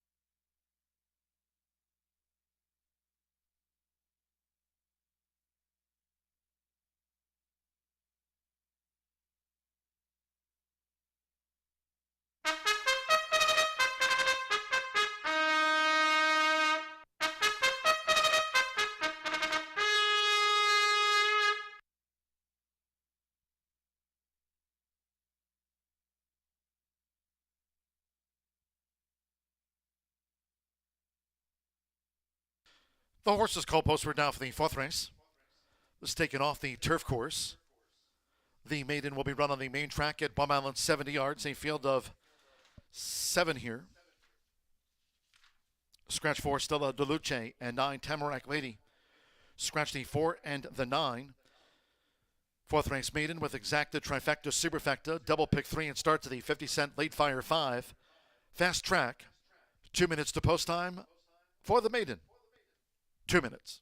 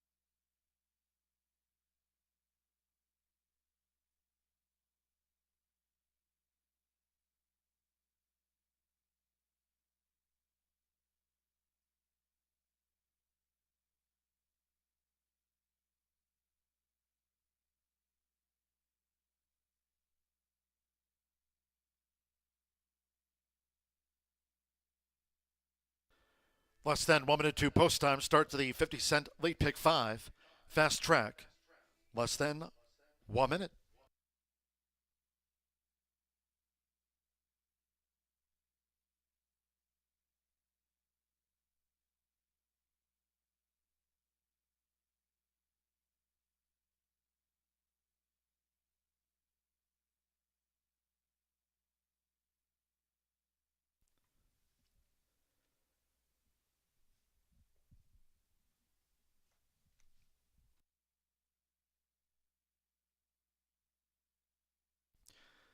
The horses are approaching the starting gate. Going down to the 1 mile, 70 yards start for the maiden.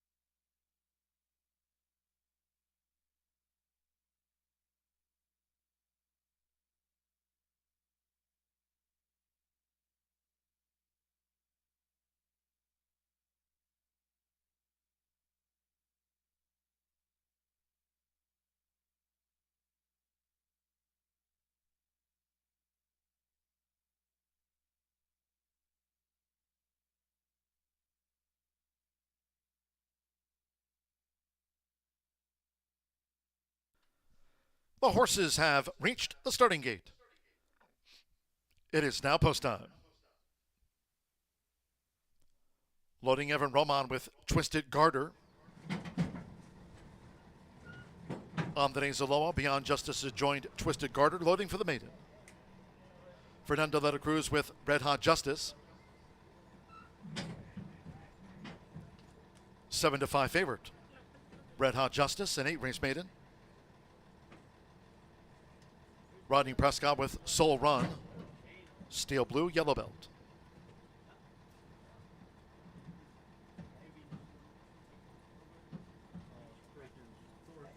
Fast Track. Eddie Perez with Garden Secrets. Like Charming Jazzle, both for Bob Gorham.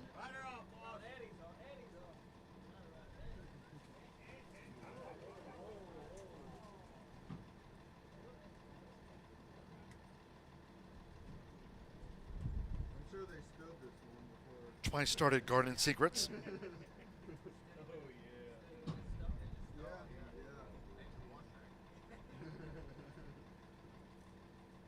Red Hot Justice, 6-5 favorite. 2-1 Charming Jazzle. 5-1 Beyond Justice, and 9-1 Garden Secrets now facing up to the gate.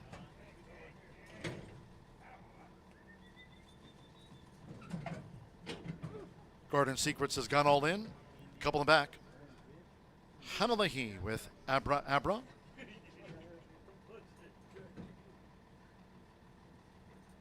At 1 mile, 70 yards.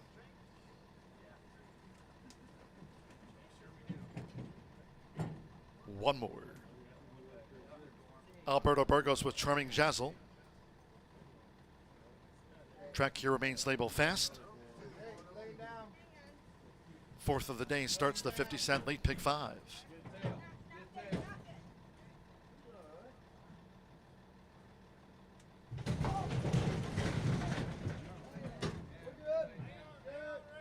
They're in the gate.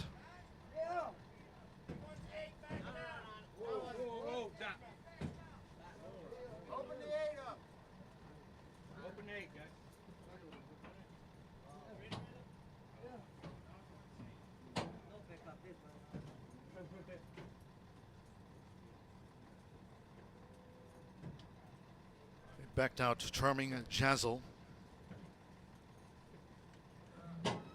Okay to reload and run. Well then.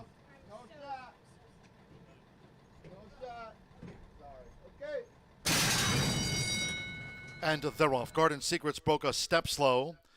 Charming Jazzle straight to the front for Alberto Burgos. From a close-up, Abra Abra, and nearest the inside is Twisted Garter as they enter the first turn. It's Garden Secrets with toward the inside, Twisted Garter, and in between horses, Abra Abra, and right there, Charming Jazzle on the outside. And then between horses is Beyond Justice as they go to the back of the track. It's Twisted Garter, the leader, at the 6.5. Red Hot Justice in the Pink Silks and Soul Run trails. It's Twisted Garter. Twisted Garter out in front, leads here Abra Abra by a couple of lengths with Charming Jazzle in third, and then Garden Secrets out deep on the track in fourth. Beyond Justice and the Black Silks with the white cap between horses. Red Hot Justice making progress with the rail now for Fernando de la Cruz, and Soul Run is running seventh and last. The opening quarter for the long odds front runner Twisted Garter, 24.02 seconds with Evan Roman. Twisted Garter leads past the half mile pole. Abra Abra challenging up the inside now for Hannah Leahy. They're head-to-head, half mile in 49.10 seconds as they enter the far turn. It's Abra Abra. Abra Abra leads here from Twisted Garter, and right there, Charming Jazzle on the outside in the three path as they come toward the quarter pole. Red Hot Justice now making a bid toward the inside as they come toward the top of the stretch. Beyond Justice wide, then Soul Run, and the one who tailed off was Garden Secrets as these maiden fillies mares turn for home. It's Abra Abra.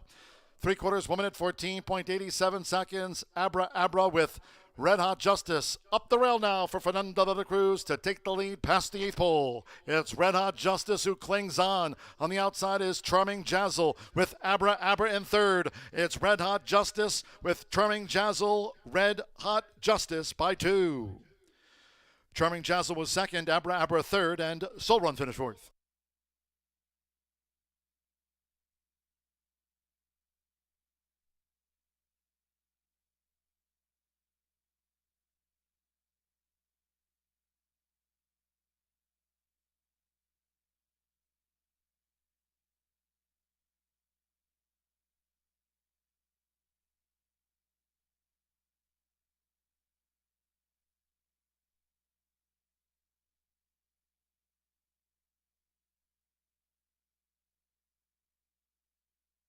(145.13) after the maiden. We are standing by for the full run order from the judges after race 4.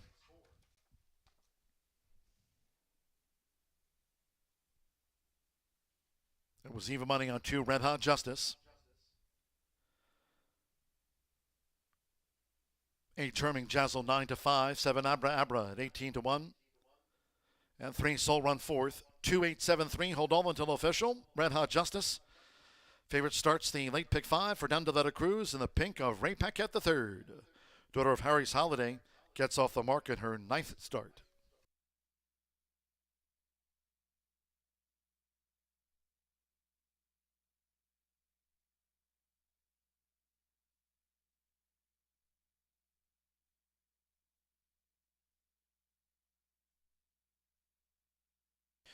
Your attention, please. Steward's inquiry concerns the stretch run of the maiden. Unofficial 2873. The stewards will be conducting an inquiry into the stretch run. In addition to that, a rider's claim of foul. Alberto Burgos on 8, Charming Jazzle, the runner-up. The rider of number 8 has claimed foul against Fernando de la Cruz. On the 2, Red Hot Justice, the unofficial even money winner, alleging interference in the stretch run. Jockey's objection and inquiry into the stretch run. Hold all tickets.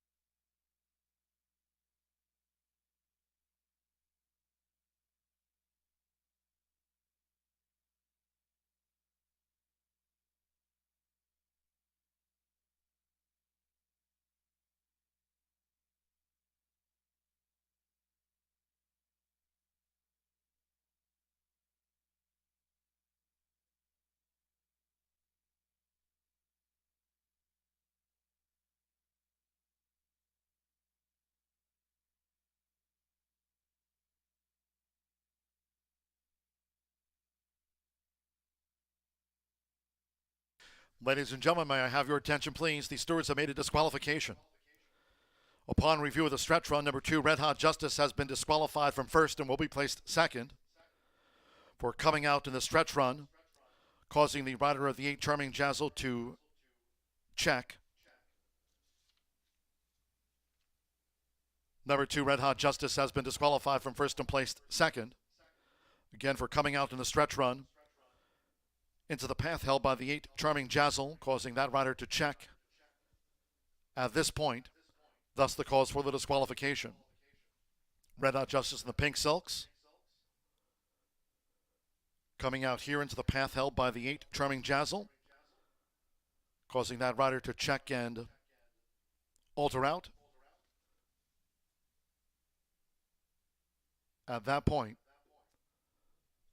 thus the stewards have reversed the top 2 after an inquiry and the objection upheld. 8, Charming Jazzle, 9-5 placed first. 2, Red Hot Justice, disqualified from place first and placed second. 7, Abra Abra third, and 3, Soul Run fourth. 8-2, 7-3 after the maiden.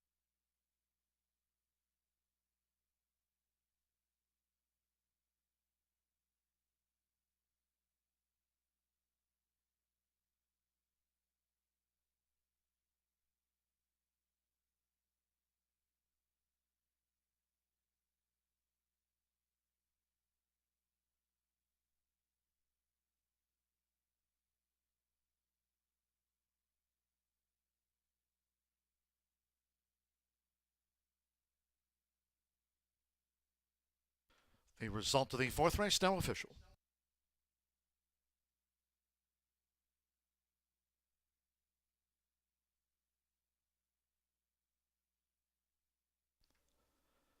The exacta 8-2 after the disqualification returned $13.60. 50-cent trifecta 827, $22.95. 2-8 double paid $61.80. 50-cent pick 3 on races 2, 3, and 4. 1 and/or 4 with the 2 with the 8 Charming Jazzle. Pick 3, $20.50. With Soul Run fourth, the 10-cent superfecta 8-2-7-3 paid $10.36. In the maiden, the 4 and 9 were the non-runners. Favorite disqualified. First to second, 7 ran. Fast track 145.13. Revised post time for race 5. Maiden is off the turf. The 5th race will be run on the main track at 1 mile 70 yards. Scratch 1, Redemption Spite. 2, American Memories. 6, Polyglot. 8, My Boy Tony. Scratch the 9, Coach Petro. 13, Blood Brother. Draws in as a main track only for Brad Cox. Blood Brother the 13 draws in. Scratch 1, 2, 6, 8, and number 9. 7, Madden. Among the ownership, William A. Knight. That is an ownership correction. William A. Knight, an owner of the 7 Madden. Exacta, trifecta, superfecta, double pick 3 starts at the 50-cent, late pick 4. Revised post time 4:27.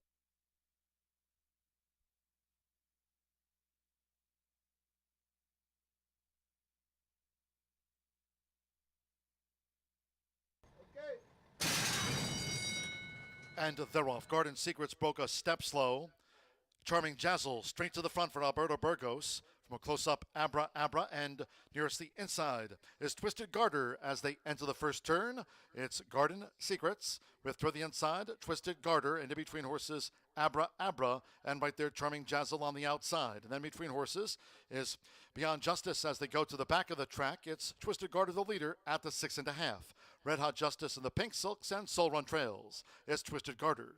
Twisted Garter out in front, leads here Abra Abra by a couple of lengths with Charming Jazzle in third, and then Garden Secrets out deep on the track in fourth. Beyond Justice and the Black Silks with the white cap between horses. Red Hot Justice making progress with the rail now for Fernando de la Cruz, and Soul Run is running seventh and last. The opening quarter for the long odds front runner Twisted Garter, 24.02 seconds with Evan Roman. Twisted Garter leads past the half mile pole. Abra Abra challenging up the inside now for Hannah Leahy. They're head-to-head, half mile in 49.10 seconds as they enter the far turn. It's Abra Abra.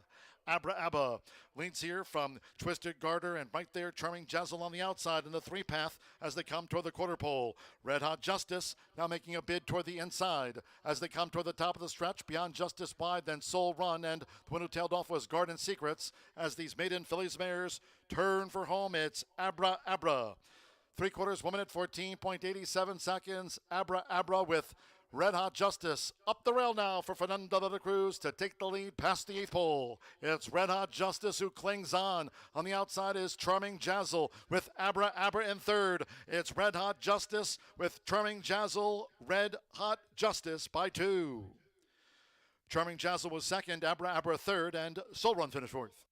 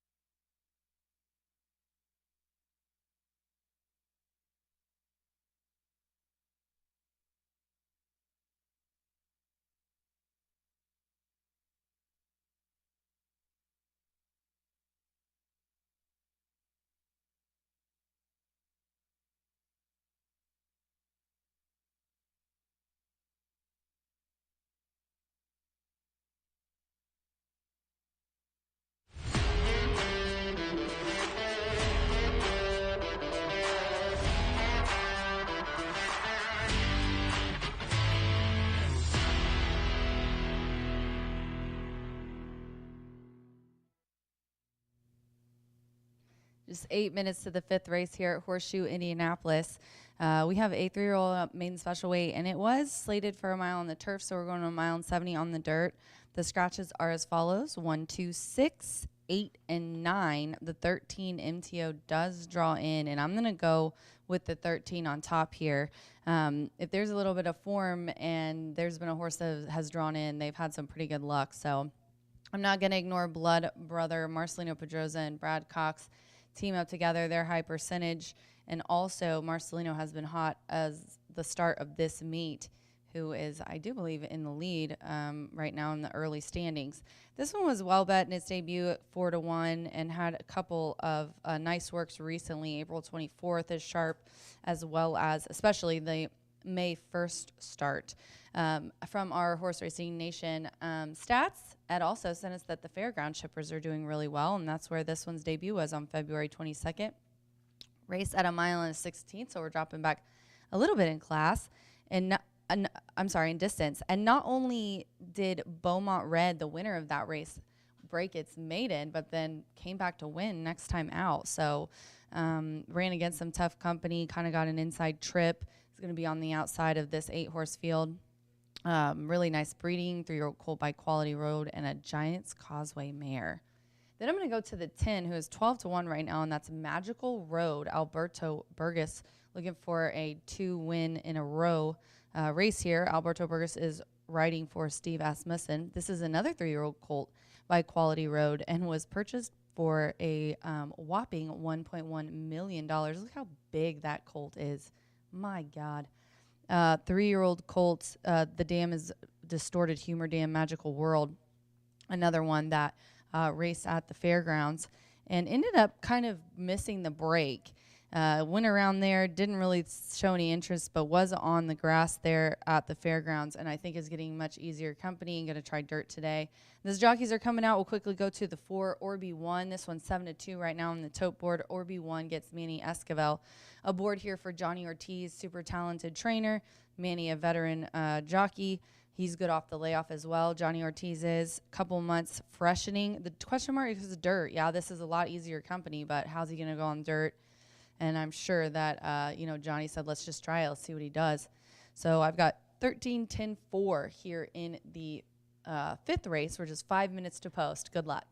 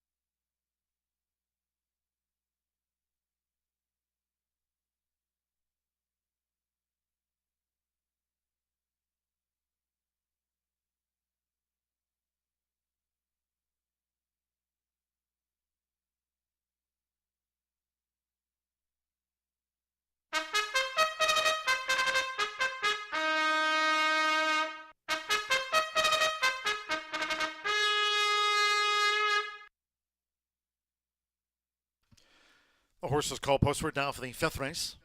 This is taken off the turf course. Fifth race maiden will be run on the main track at 1 mile 70 yards, track fast. Scratch 1, Redemption Spite, 2, American Memories, 6, Polyglot, 8, My Boy Tony, and scratch the 9, Coach Petro. 7, Madam, the ownership includes William A. Knight. That ownership there, William A. Knight, part of the ownership of the 7, Madden. Exacta, Trifecta, Superfecta, double pick 3 and starts with the late pick 4, fast track as noted. 3 minutes to post time for the maiden, 3 minutes to the off.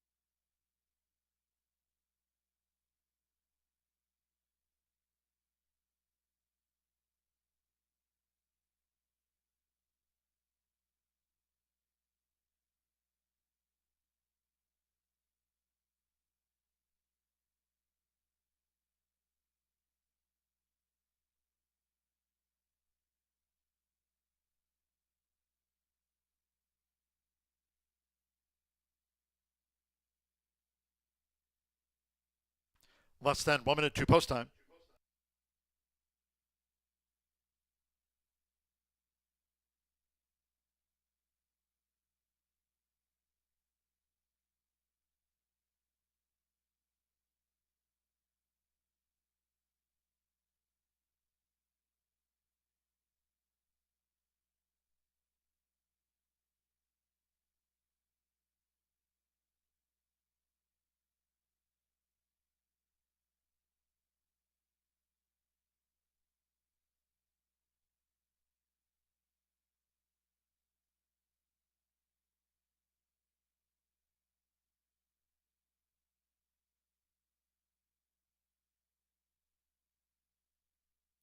The horses are approaching the starting gate, going down to the 1 mile, 70-yard start for the maiden.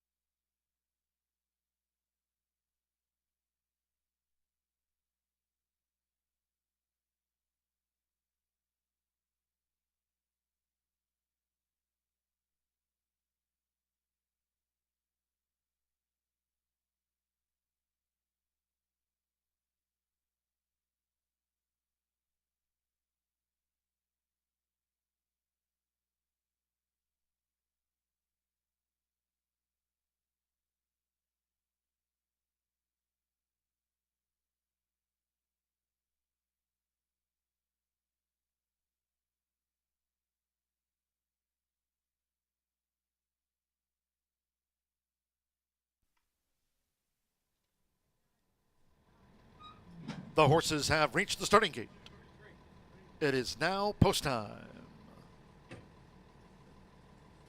Alberto Burgos with Magical Road. Alex Achard, first of his name, has joined Magical Road.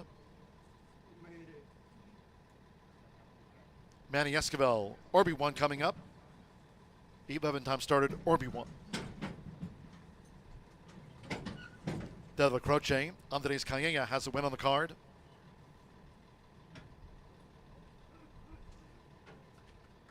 Evan Roman with Lunatap.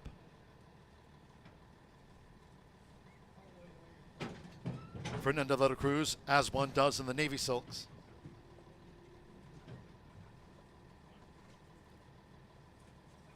Lunatap, first time starter, one of the Calumet Farm 2 here in the maiden.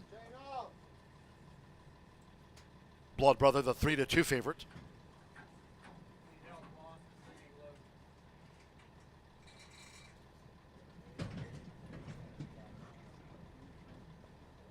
Thursday turf racing here was abandoned. Main track fast.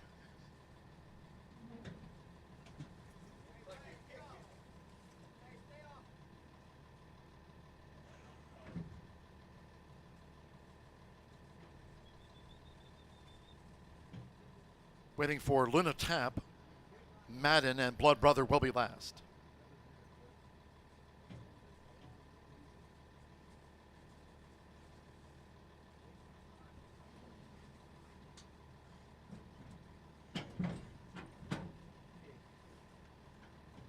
Evan Roman climbing back on board the newcomer Luna Tap.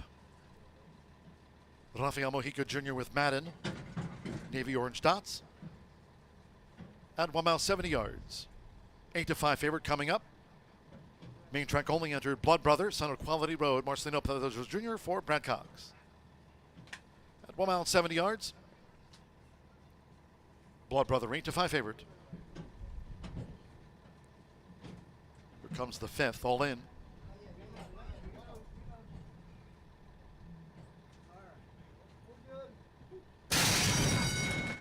They're off. Madden broke sharp. Here comes De La Croce up and after the front. Nearest the inside is Orby 1 and first of his name with the rail. 4 across the track as they charge into the first turn. First of his name along with Orby 1. Right there on the outside is the Calumet Farm newcomer. Luna Tap as they go to the back of the track, and Magical Road with the rail to 6.5. As Madden moves up in between horses after a sharp start, De La Croce, Blood Brother in tight quarters there. Marcelino Pedroso Jr. takes back with Blood Brother and, well settled as one does, trails the maiden. The opening quarter in 22.75 seconds, swiftly up the back of the track. And at the inside for Alex Achard, it's first of his name who dictates terms to Orby 1 pressing. First of his name narrowly with Orby 1 right there past the half-mile pole. And then comes on the outside Luna Tap as they head toward the far turn. At the inside, it's first of his name, 3/4 length to Orby 1 as they enter the far turn. Luna Tap, Magical Road, Blood Brother, and Della Croce on the outside. Half mile in 46.55 seconds with 3 furlongs to go. Then we trail back to As One Does, second to last, and Madden trails coming toward the quarter pole, first of his name, as Della Croce looms up now with Orby 1 between horses. Luna Tap straightens away in fourth. Magical Road, Blood Brother with As One Does, and finally Madden. They turn for home after 3/4 in 1 minute 11.60 seconds. They come down toward the final furlong. First of his name in front here. Della Croce with on the outside Luna Tap, who's coming with a long run for Evan Roman, this newcomer. It's Luna Tap to the top. From first of his name, Della Croce third best, and Luna Tap with a first out victory by 2. First of his name was tracked down by Luna Tap. Della Croce third, then Magical Road with Orby 1, and As One Does.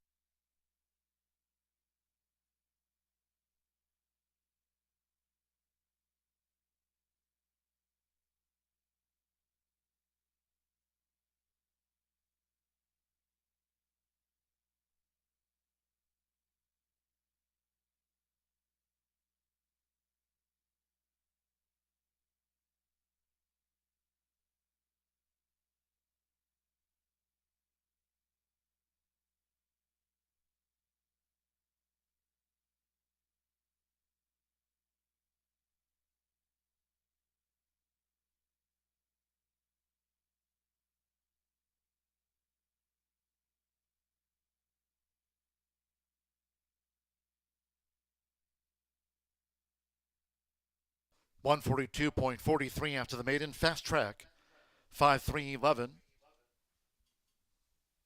Photo for fourth. Hold all tickets until official number 5, Luna Tap. At 9-2 first, 3. First of his name at 3-1 was second. Number 11, Della Croce. At 21-1 third. Stand by for the fourth. From the judges after the running of race 5. First timer by Ransom the Moon. Luna Tap, Evan Roman for Doug O'Neill. The Calumet Farm newcomer, Brad Kelly. 9-2, Luna Tap.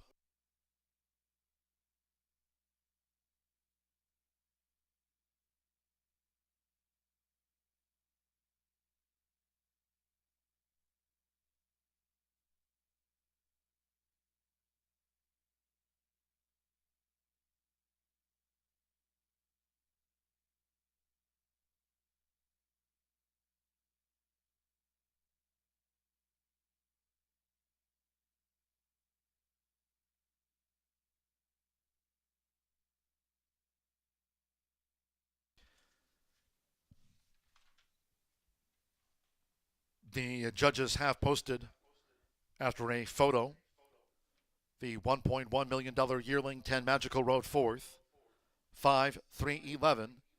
Magical Road gets into the frame.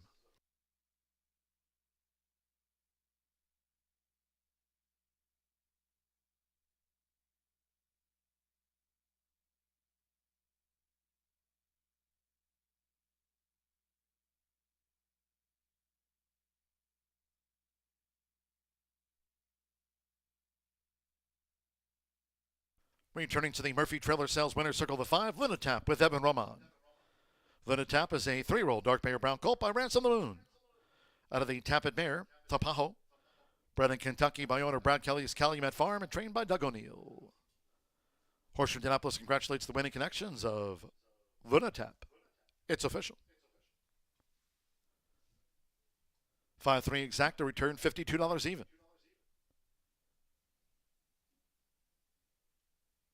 With Magical Road fourth.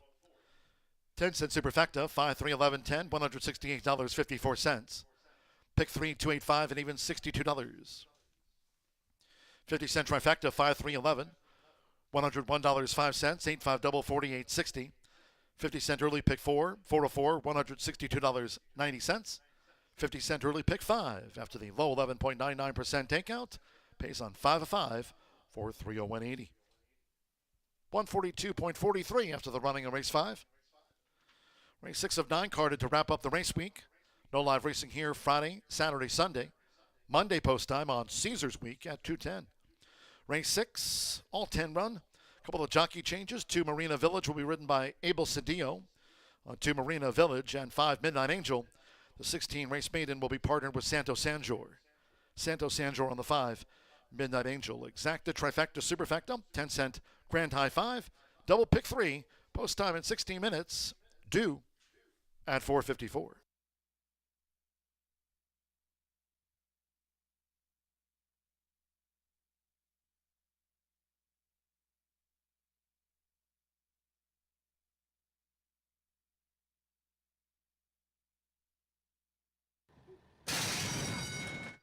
They're off. Madden broke sharp. Here comes Della Croce up and after the front. Nearest the inside is Orbi 1 and first of his name with the rail. 4 across the track as they charge into the first turn. First of his name along with Orbi 1. Right there on the outside is the Calumet Farm newcomer. Luna Tap as they go to the back of the track, and Magical Road with the rail to 6.5. As Madden moves up in between horses after a sharp start, Della Croce, Blood Brother in tight quarters there. Marcelino Pedrosa Jr. takes back with Blood Brother, and well settled as one does, trails the maiden. The opening quarter in 22.75 seconds, swiftly up the back of the track. And at the inside for Alex Achard, it's first of his name who dictates terms to Orbi 1 pressing. First of his name narrowly with Orbi 1 right there past the half-mile pole. And then comes on the outside Luna Tap as they head toward the far turn. At the inside, it's first of his name, 3/4 length to Orbi 1 as they enter the far turn. Luna Tap, Magical Road, Blood Brother, and Della Croce on the outside. Half mile in 46.55 seconds with 3 furlongs to go. Then we trail back to As One Does, second to last, and Madden trails coming toward the quarter pole, first of his name. As Della Croce looms up now with Orbi 1 between horses. Luna Tap straightens away in 4th. Magical Road, Blood Brother with As One Does, and finally Madden. They turn for home after 3/4 in 1 minute 11.60 seconds. They come down to the final furlong. First of his name in front here. Della Croce with on the outside Luna Tap, who's coming with a long run for Evan Roman, this newcomer. It's Luna Tap to the top. From first of his name, Della Croce third best, and Luna Tap with a first out victory by 2. First of his name was tracked down by Luna Tap. Della Croce third, then Magical Road with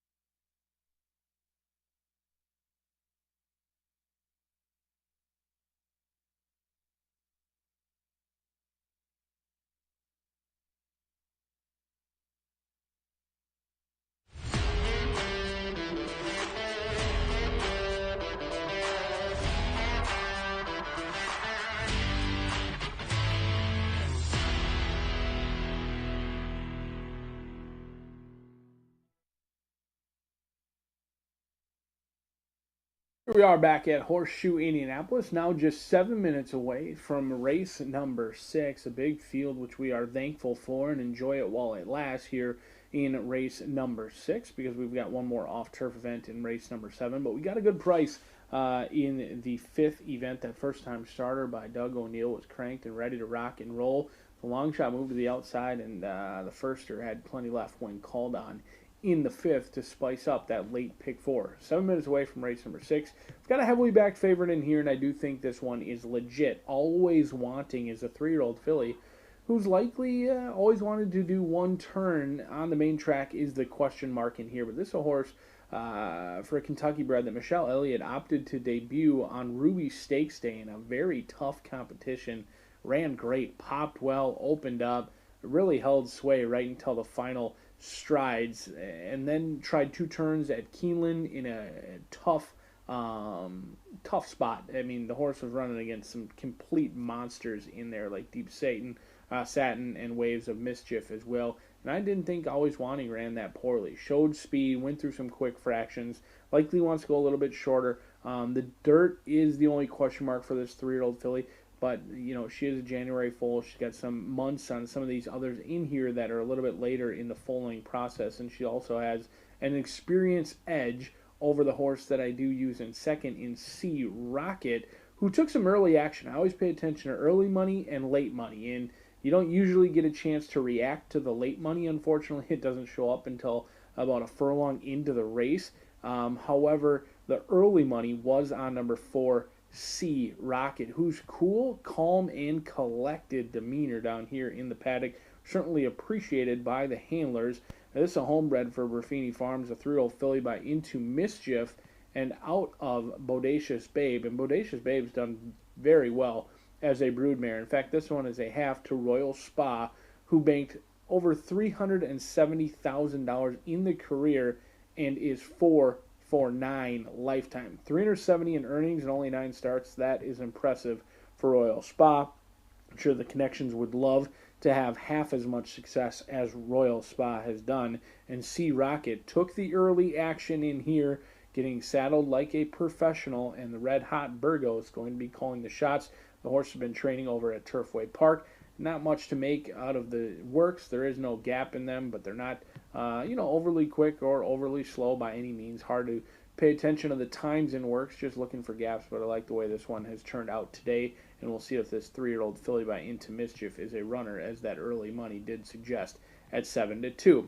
Down on the inside is Trotter. This horse does have experience. It's a little bit unruly in the saddling process. Debuted in maiden claiming $20,000 over at Keeneland. Now, $20,000 claimers at Keeneland are nothing to sneeze at. This is a horse who broke sharp, went awfully quick, going 7 furlongs, cuts back today. Second start, does go up in class, but it's somewhat of a lateral move. I know maiden claiming to maiden special weight sounds unusual to go to a lateral move, but maiden claiming over at Keeneland is not an easy sort by any means. Certainly not bottom of the barrel. This one was in for a tag, got claimed at first asking, showed speed. I thought broke very well. Unfortunately, they broke so well they found themselves down on the inside, and they got in a little bit tight with the chalk and kind of lost ground. Was maybe slightly steadied. Your second place runner, Fasta La Vista Baby, did come back to win. So certainly exits a live race. There's a lot of upside with Trotter. Jimenez looking for a riding double today. Aaron West, first start off the claim, certainly has good numbers, 7-2. Now that the saddling process has concluded, Trotter seems to have settled down and be just fine. No worse for the wear for the 3-year-old cross-traffic filly in there, but I am all about Always Wanting. I'm sure they've always thought highly of this one debuting on Ruby Stakes Day. Maybe they will get to the winner's circle in their third start. We'll find out 3 minutes from now. Good luck.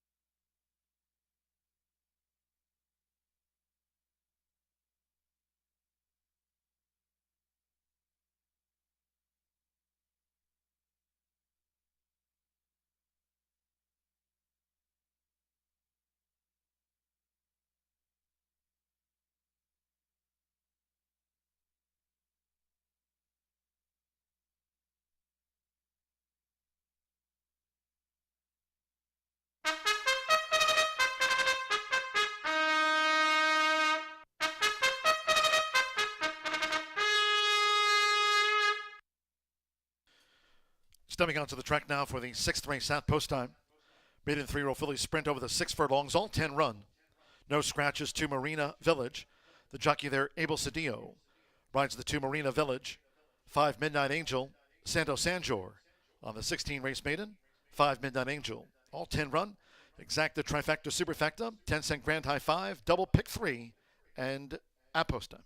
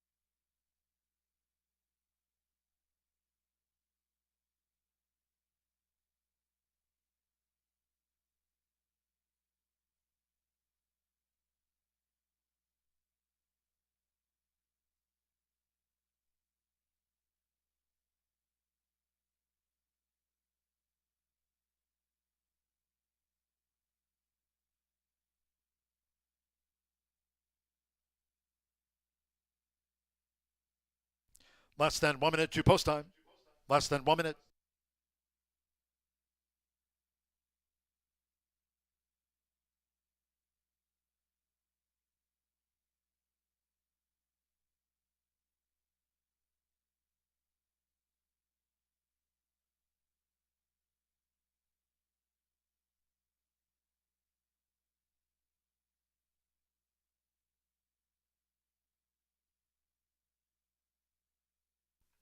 The horses are approaching the starting gate.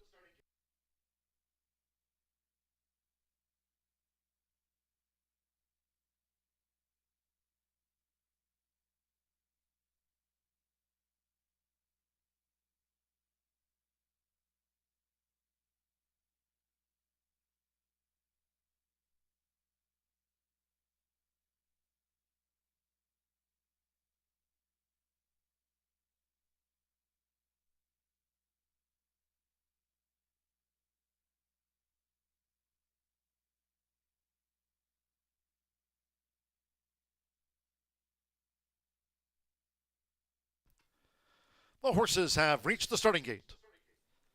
It is now post time.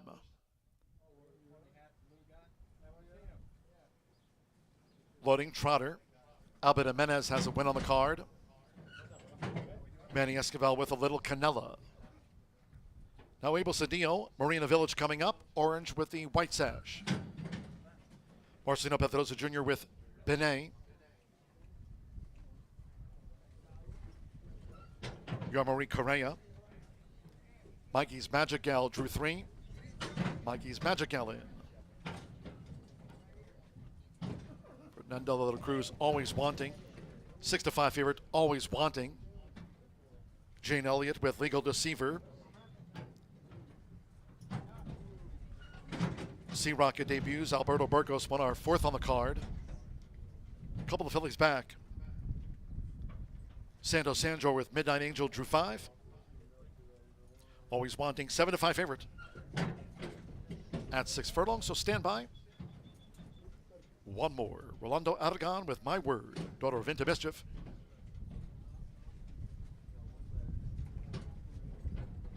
They're in the gate.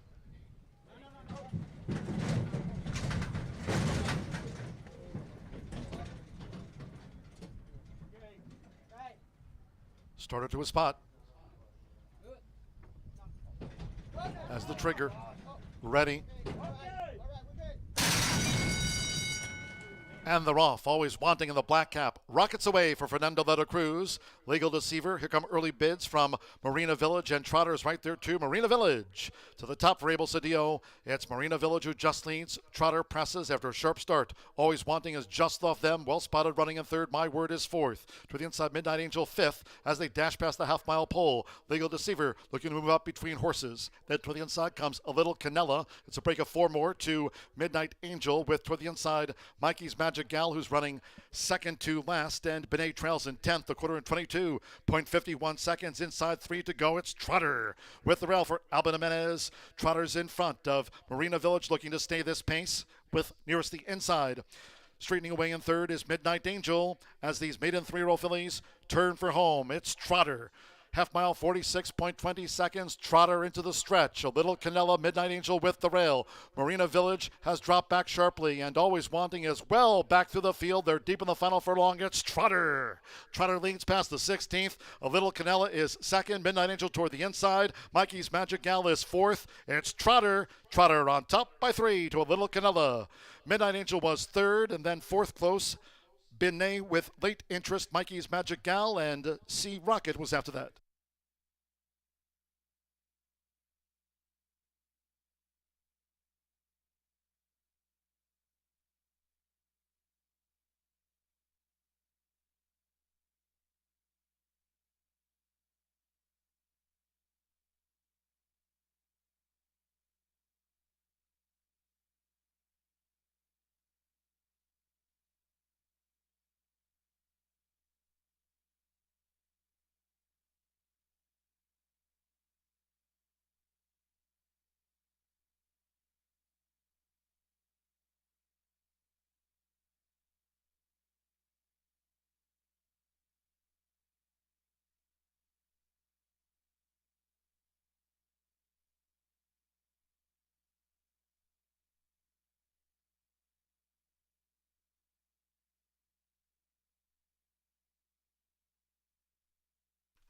111.53.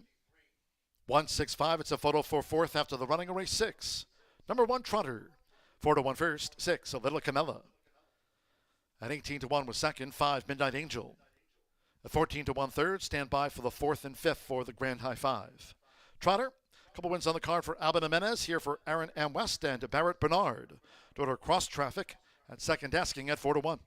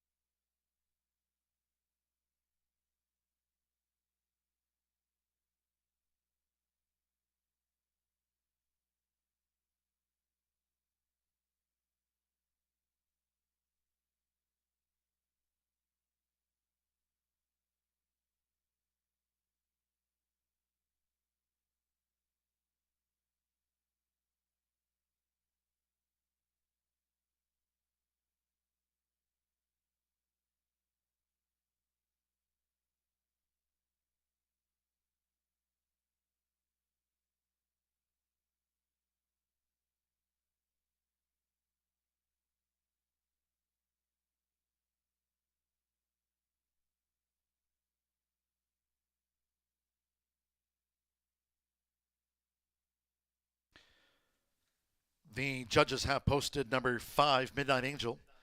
14-1 third. 3, Mikey's Magic Gal. 36-1 fourth. And 7, Benet for the Pentafecta. 1-6, 5-3, 7, Benet fifth.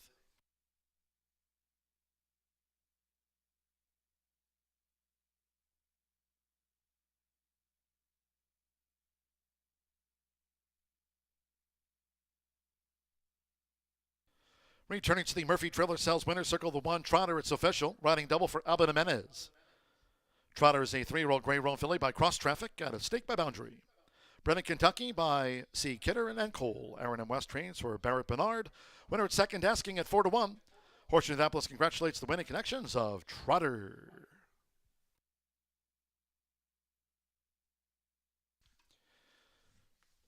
$1-6 exacta returned $141.40.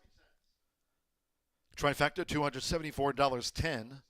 5-1 double paid $63.80. 50-cent pick 3 on races 4, 5, and 6. 8 with the 5 with Trotter the 1. 50-cent pick 3 returned $61.50. 10-cent superfecta 1653 paid $1,030.35. And with the 7 Benet 5th, the 10-cent pentafecta 16537 paid $1,537.79. All 10 ran 111.53. We've got ourselves a match race in the next one. 5:25 post time, race 7. It's off the turf. 1 mile and 70 yards on the main track. Scratch numbers 1, 3, 4, 5, 6, 7, 8, 9, 10. Number 2, Get Your Kicks, and 11, Por Una Cabeza will square off. 2 and number 11 are the runners. Win, double, pick 3. 16 minutes to post time.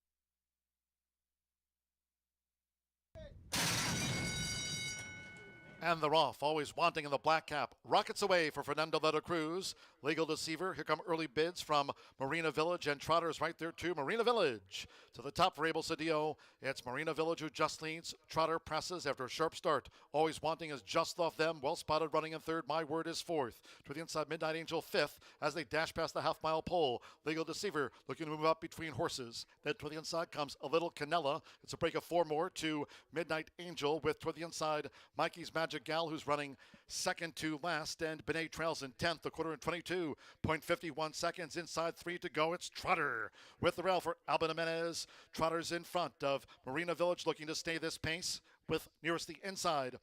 Straightening away in third is Midnight Angel as these maiden 3-year-old fillies turn for home. It's Trotter. Half mile, 46.20 seconds. Trotter into the stretch. A Little Canella, Midnight Angel with the rail. Marina Village has dropped back sharply, and Always Wanting as well back through the field. They're deep in the final furlong. It's Trotter. Trotter leads past the 16th. A Little Canella is second. Midnight Angel toward the inside. Mikey's Magic Gal is fourth. It's Trotter. Trotter on top by 3 to A Little Canella. Midnight Angel was third, and then fourth close. Binet with late interest. Mikey's Magic Gal.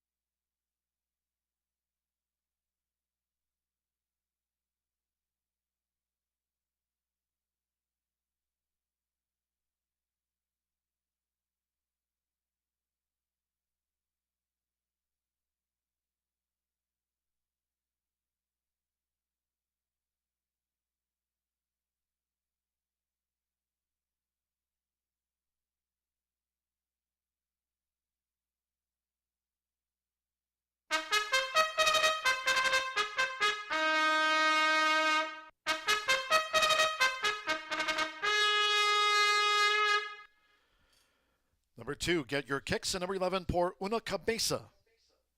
Stepping onto the track, they'll square off. Win, double, pick 3 wagering. Here's 2, Get Your Kicks, Abel Cedillo for Robert Medina. 11, Por Una Cabeza, Alban Jimenez for Ignacio Carreras IV. Get Your Kicks, Por Una Cabeza. This race taken off the turf course. Get Your Kicks and Por Una Cabeza on the main track at 1 mile and 70 yards.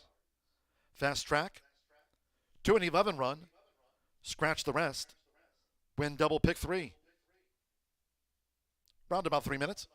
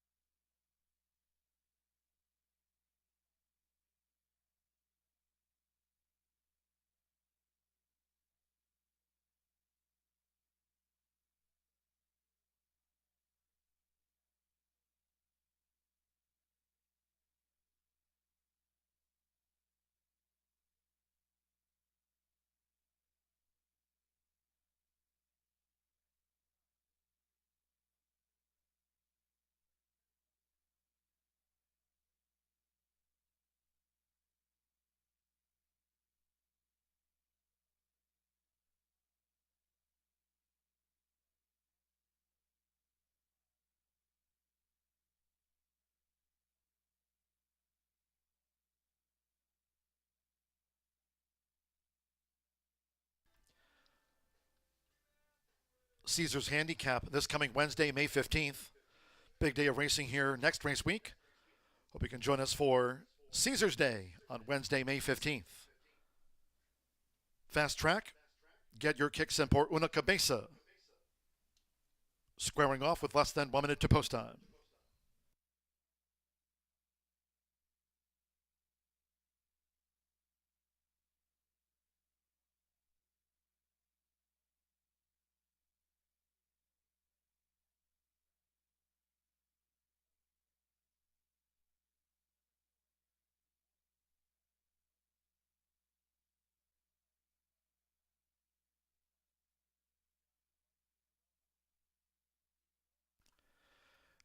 Get Your Kicks and Port Una Cabeza. Approaching the gate. Going down to the 1 mile, 70-yard start for the duel.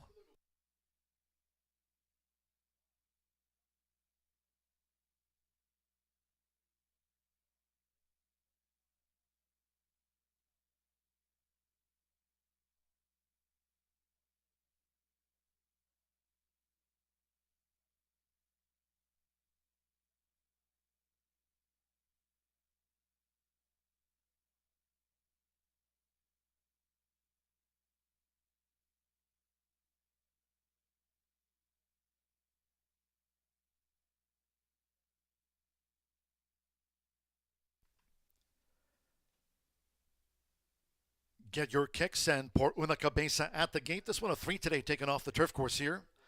Fast main track. Get Your Kicks. Able Cedillo for Robert Medina. 1 to 5, Get Your Kicks, and 4 to 5, Port Una Cabeza. Alban Jimenez for Ignacio Carreyes. Fast track over the 1 mile and 70 yards. Here we go.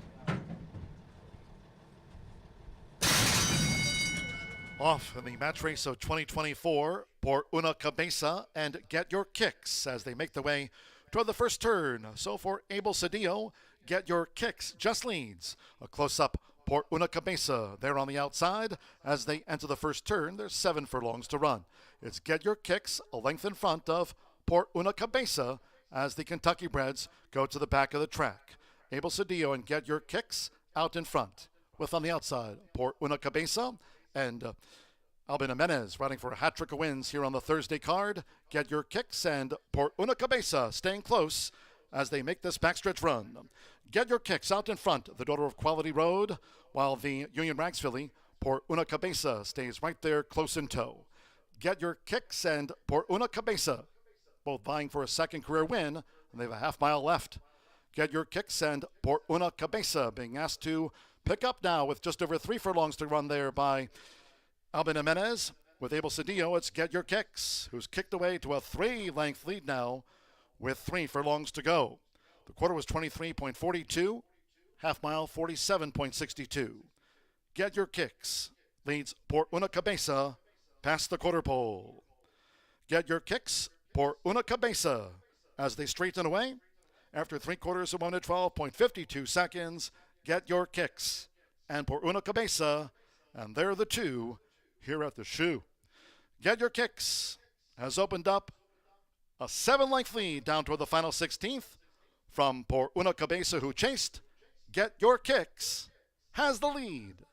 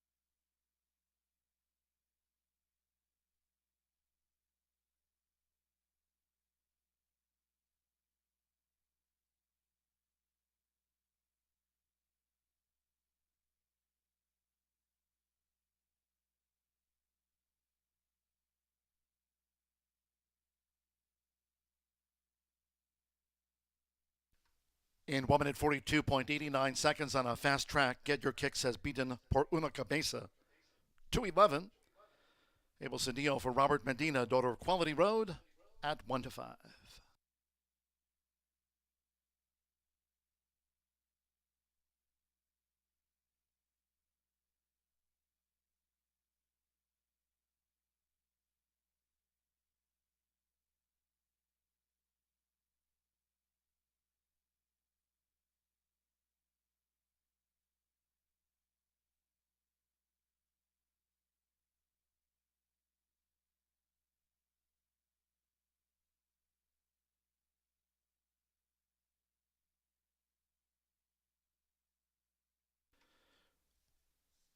The match race of 2024 official.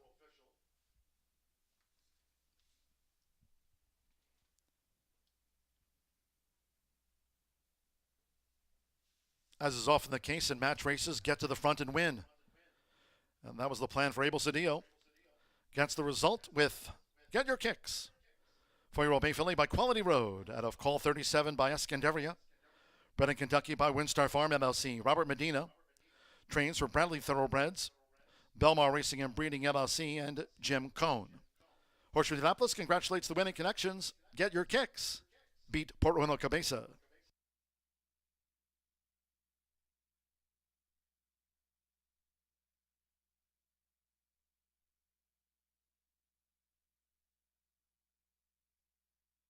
One to exact a 14.20 and the pick 3, $24 and change.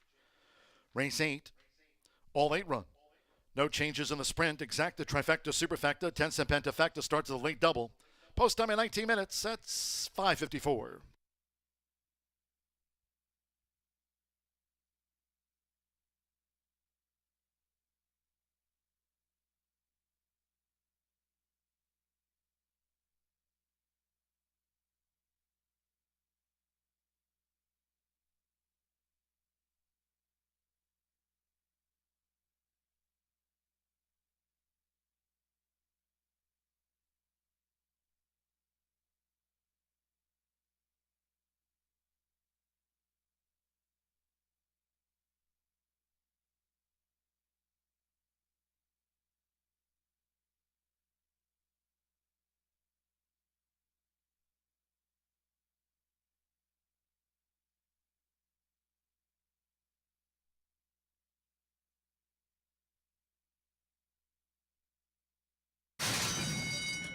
Off in the match race of 2024, Por Una Cabeza and Get Your Kicks as they make the way toward the first turn. So for Abel Cedillo, Get Your Kicks just leads. A close-up Por Una Cabeza there on the outside. As they enter the first turn, there's 7 furlongs to run.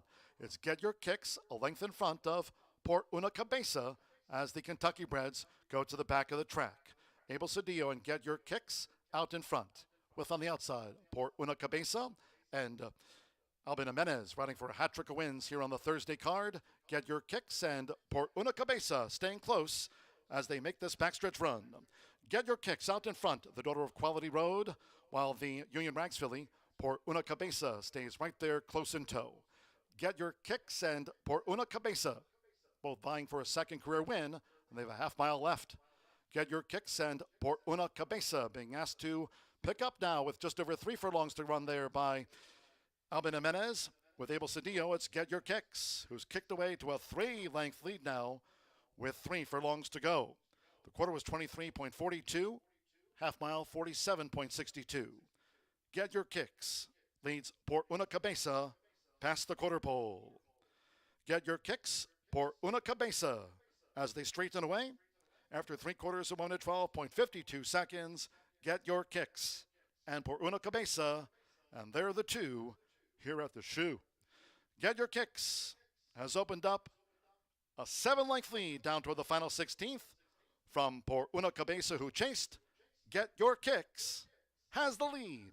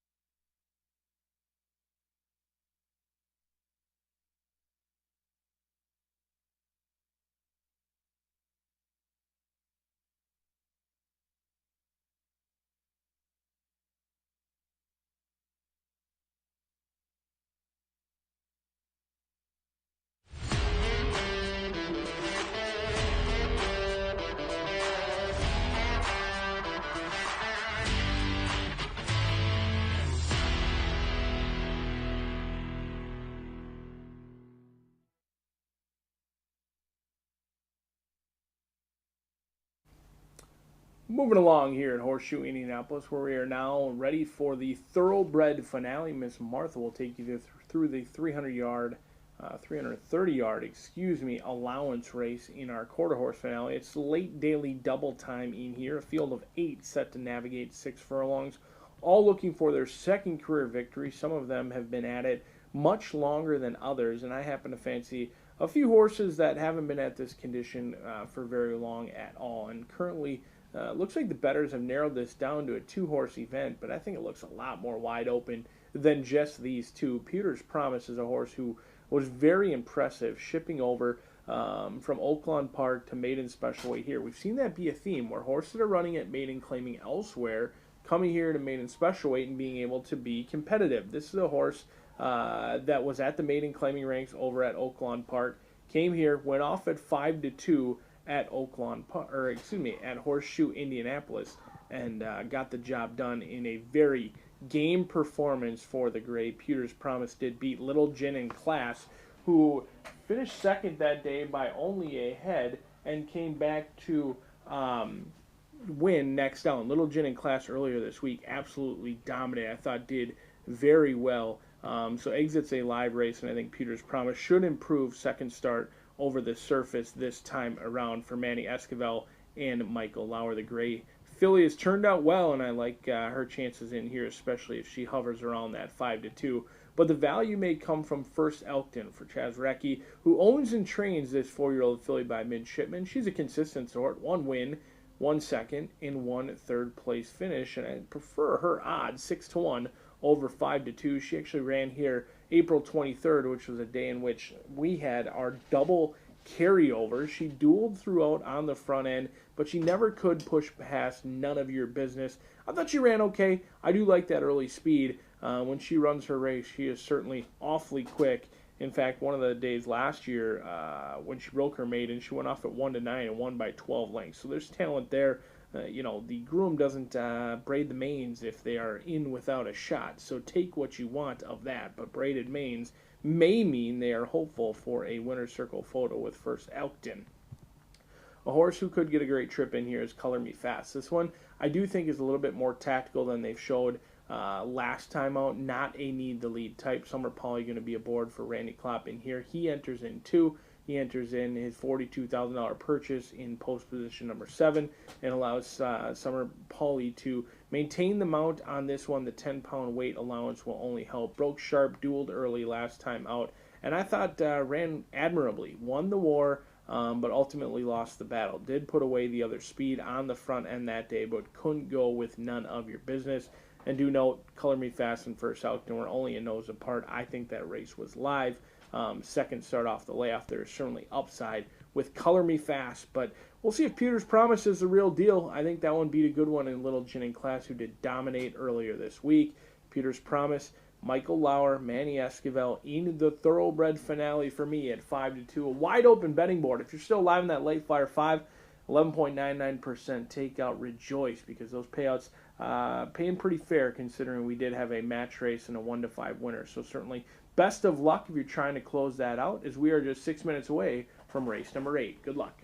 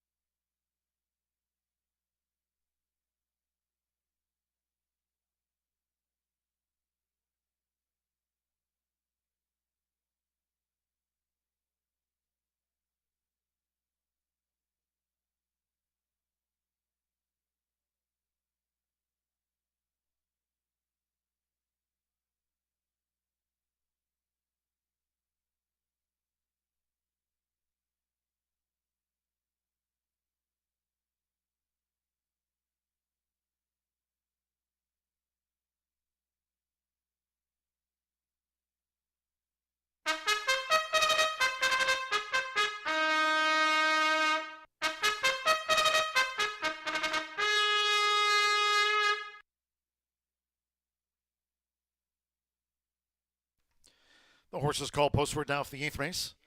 This distaff sprint at 6 furlongs, a field of 8, and there are no changes.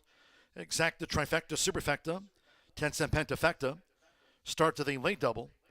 9th race, closing with a quarter horse dash over the 3:30. Fast track tailwind. 9th race, scratch the also eligibles. 11 MG Pilot Boy, 12 No Ceasefire, 13 One Speedly, and 14 AP The Dove's Light. Closing with a quarter horse dash over the 3:30. Fast track, 2 minutes.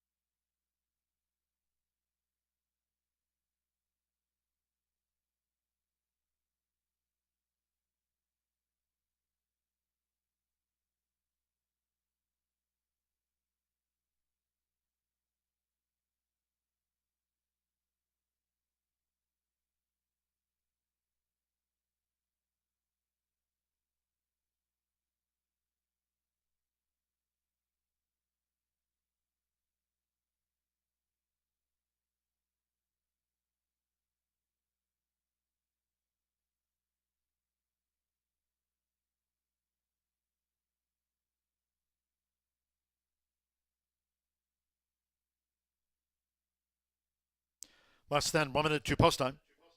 Less than 1 minute.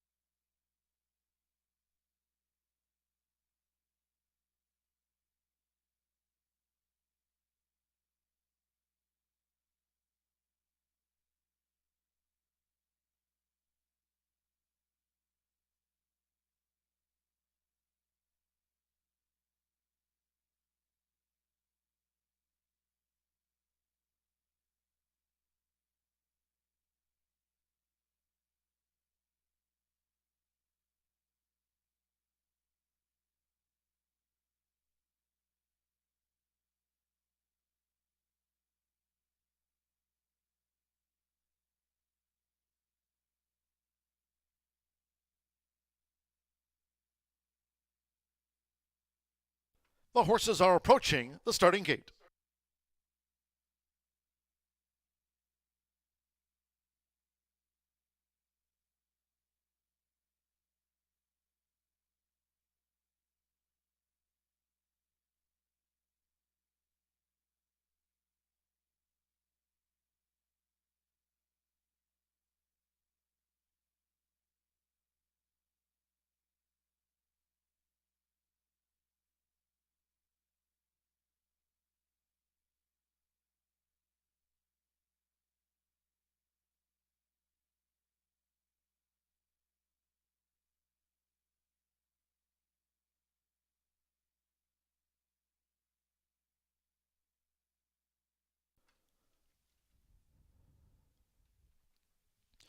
The horses have reached the starting gate.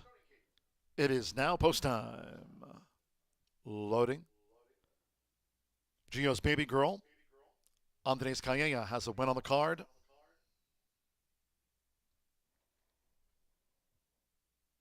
Alberto Burgos pilots First Elkton coming up. Joins Gio's Baby Girl.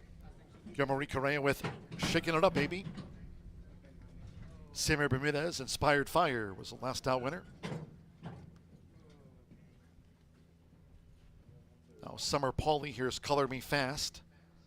Like Gospel Music, both for Randy Klopp in the sprint. Gospel Music, Evan Roman on the Thursday scoreboard. Just a couple more. Rodney Prescott with C. Certo in the gold. C. Certo, 6-5 favorite.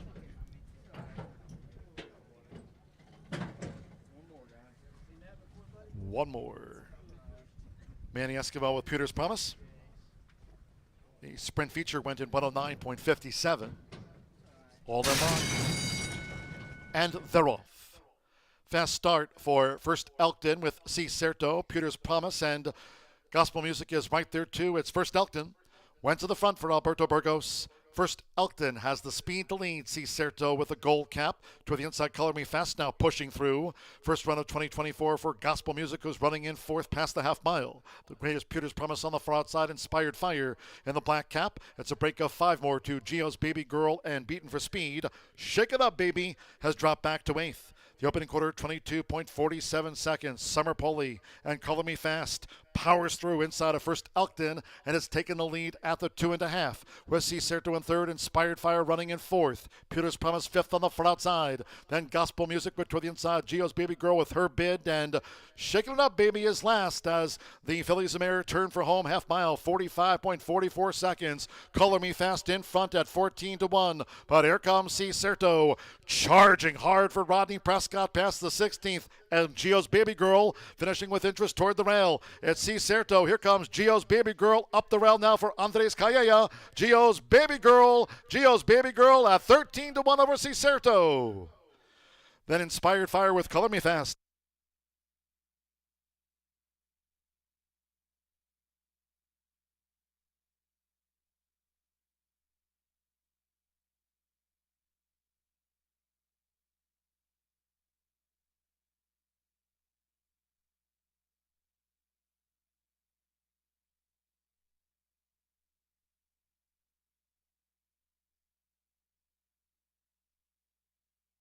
.111.53 out to the distaff sprint.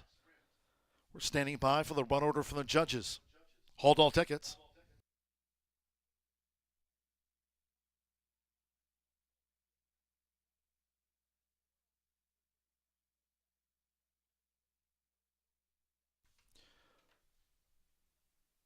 Number 1, Gio's Baby Girl, a 13-1 first for C. Certo. At 6-5 was tracked down. Very little in that show photo. Third is up to the judges. Couple wins on the card for apprentice Andres Calleja here for Rondi Harrell. It's Gio's Baby Girl, 13-1 to cap off the late Fire 5.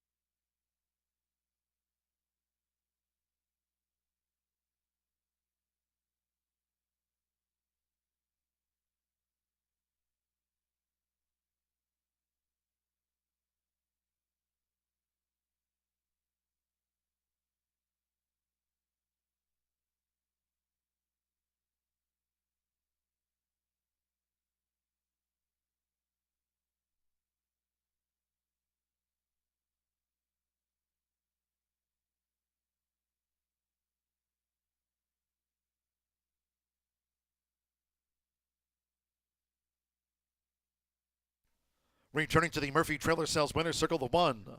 Gio's Baby Girl. A couple of sprint wins on the card for apprentice Andres Calleja. Gio's Baby Girl is a 5-year-old bay mare by Gio Ponte. Out of Quiet by 7 by Quiet American. Bred here in the Hoosier State by co-owner and trainer Rondi Harrell, co-owned by Keith Wexler. The mare beats the fillies in the sprint in 111.53. Horseshoe Indianapolis congratulates the winning connections of Gio's Baby Girl.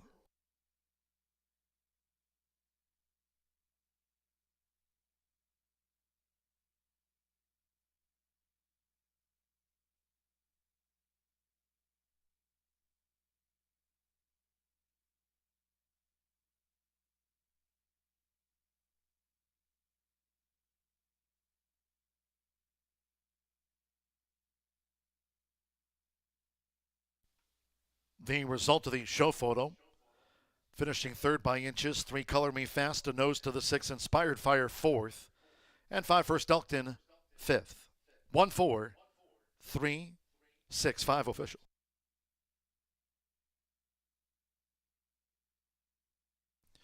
One four exacta paid $95.20, 50-cent trifecta 143, $149. Inspired Fire fourth, 10-cent superfecta 1436, $183.10. Pick 3, $53.20. 2-1 double, paid $42.20, 50-cent late pick 4, $332.90. 50-cent late fire 5, $1,987.50, and the dime pentafecta, $956.40. First Elkton ran 5th.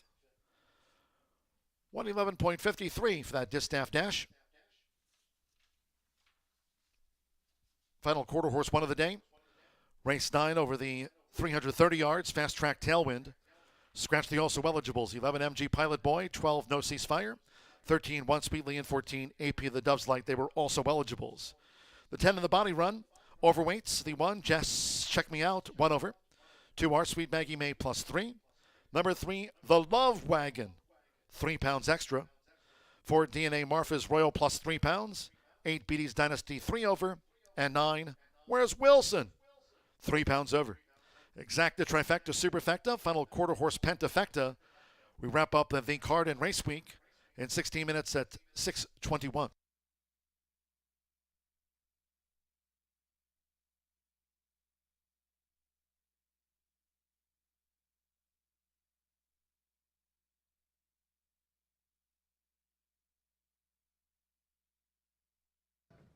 All them on. And they're off. Fast start for First Elkton with C. Certo, Pewter's Promise, and gospel music is right there too. It's First Elkton.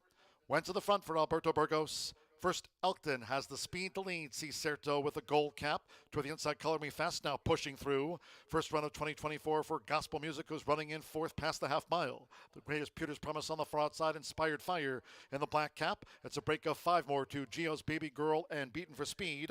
Shake It Up, Baby has dropped back to 8th. The opening quarter, 22.47 seconds. Summer Poli and Color Me Fast powers through inside of First Elkton and has taken the lead at the 2.5. With C. Certo in 3rd, Inspired Fire running in 4th. Pewter's Promise 5th on the far outside. Then Gospel Music with toward the inside. Gio's Baby Girl with her bid, and Shaking It Up Baby is last as the fillies of mare turn for home half mile, 45.44 seconds. Color Me Fast in front at 14-1, but here comes C. Certo charging hard for Rodney Prescott past the 16th, and Gio's Baby Girl finishing with interest toward the rail. It's C. Certo. Here comes Gio's Baby Girl up the rail now for Andres Calleja. Gio's Baby Girl at 13-1 over C. Certo. Then Inspired Fire with Color Me Fast.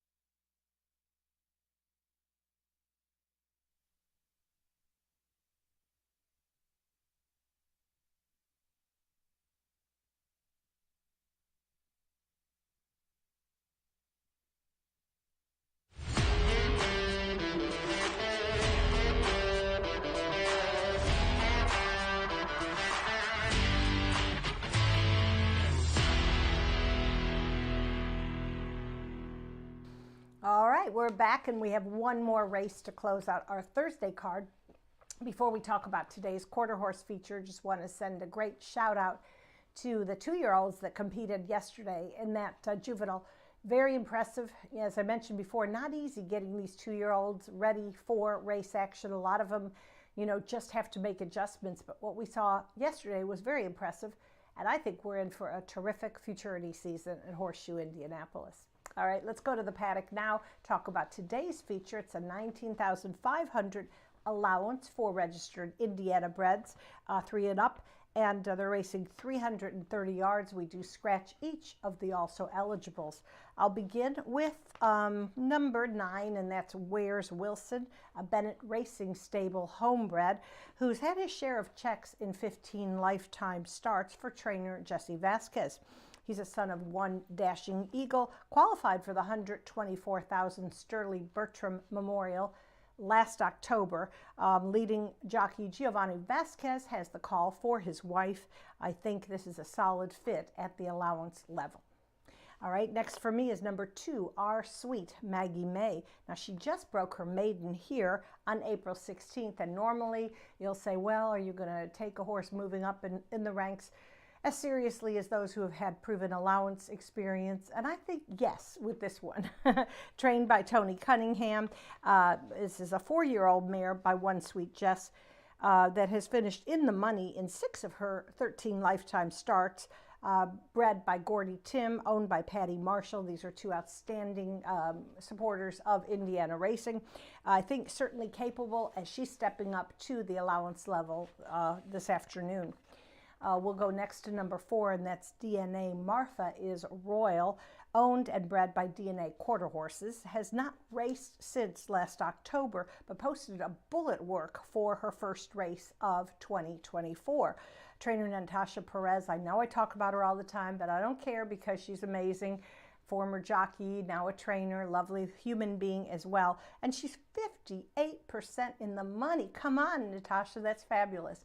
And of course, her rider, Diego Bocanegra, has been terrific too. He's in the percentage in the high 50%.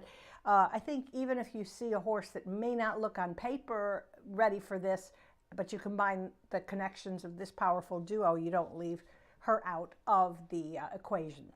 And then I'll round up my top 4 with number 10, and that's A.E. Just Dale. Ran well in his $24,000 allowance last month, or I guess it was March 26th, excuse me, at the Sandy Ridge at the Red Mile, that Kentucky track that takes place right before our meet. Sired by Cartel's Feature, he finished in the money in 4 of his 7 starts, a little more lightly raced than some of these in the field. Trainer Tim Eggleston looks like he's got this guy ready to roll. So I'm going 9-2-4-10 in our finale. It's the last race of the week, so wish you all a very good weekend, and of course a very happy Mother's Day to all the moms and all the amazing dams that have produced such excellent racehorses in Indiana. Rachel, Tammy, and I are all moms, very proud moms, so it's going to be a special day for all of us. Hope it is for you as well.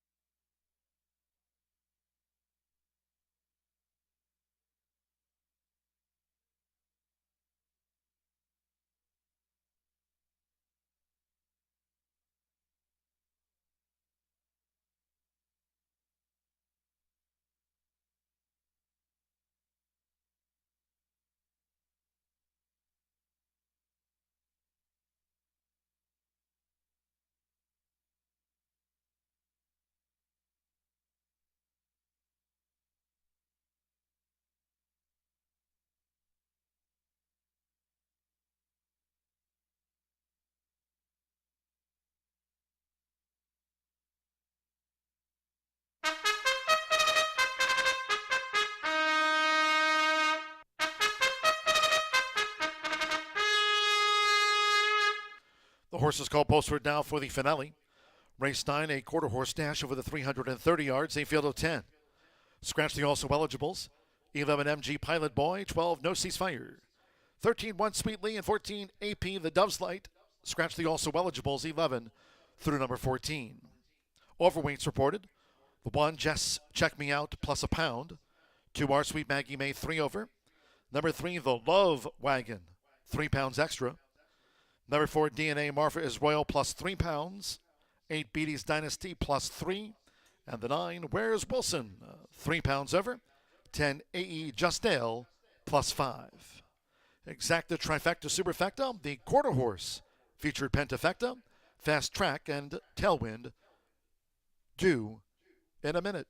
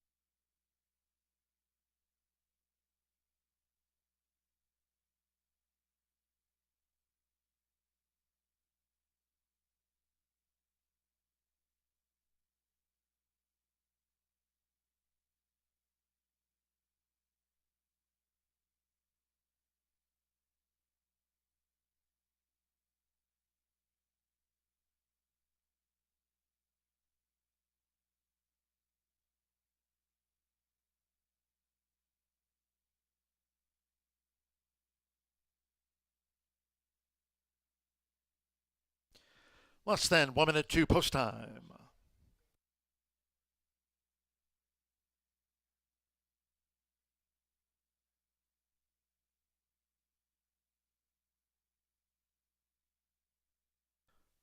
The horses are approaching the starting gate.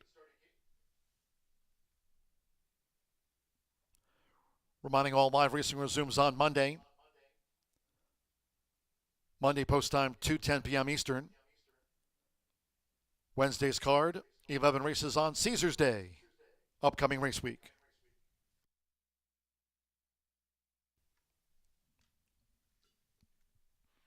At the gate, it's post time going in. DNA Marfa is Royal uses the flipping halter. Diego Bocanegro won Wednesday's finale for Natasha Perez. Whereas Wilson has joined DNA Marfa is Royal.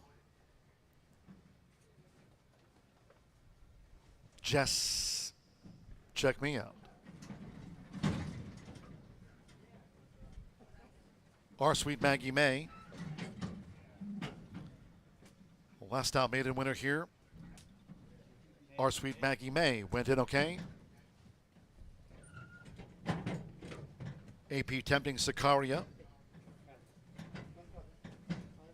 Here's the sky view. Habit's Little Teller coming up. The Love Wagon.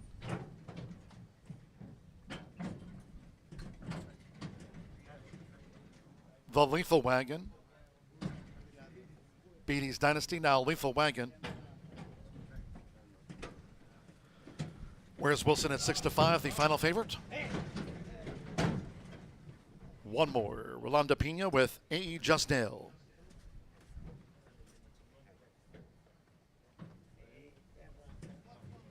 Monday post time, 2:10 p.m. Eastern. Allowance at 330 yards, fast track tailwind to close us out, all in.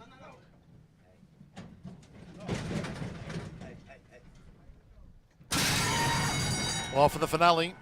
Lethal Wagon rockets away with AP tempting Sicaria toward the inside. DNA Marfa is Royal with the Love Wagon past the 220 on the outside. Here comes Where's Wilson with A.E. Justdale. Where's Wilson finishing fast. Toward the inside is Jess Check Me Out. Jess Check Me Out and Where's Wilson photo finish. Habit's Little Teller. DNA Marfa is Royal. The Love Wagon along with Our Sweet Maggie May. They were bunched in back of the top two.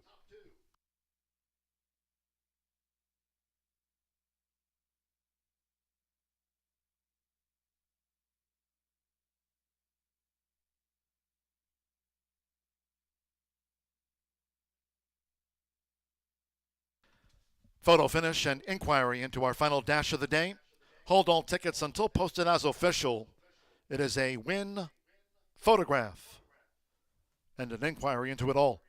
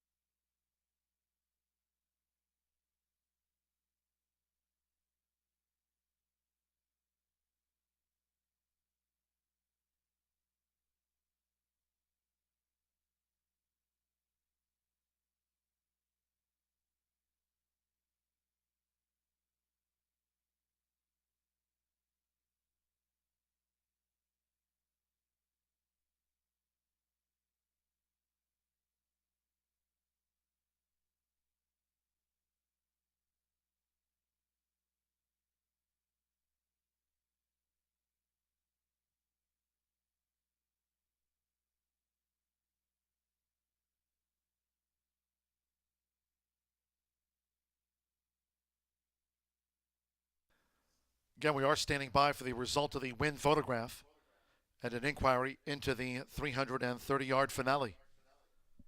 It remains a win photograph.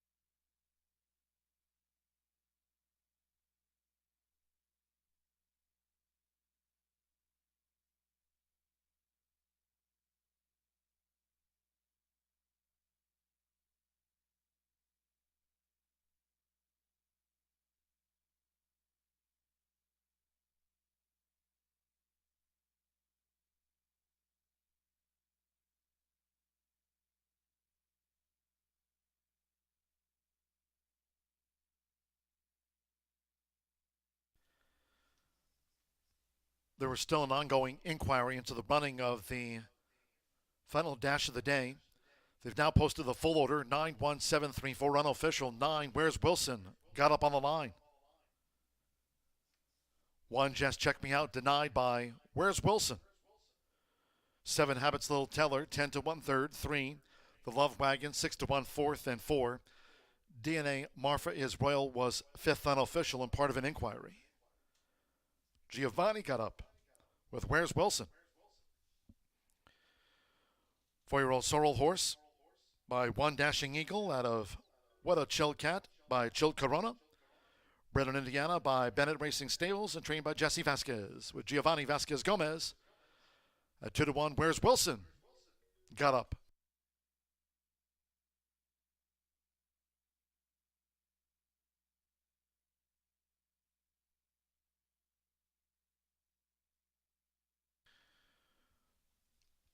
In the Murphy Trailer Sales Winner's Circle is the 9, where's Wilson?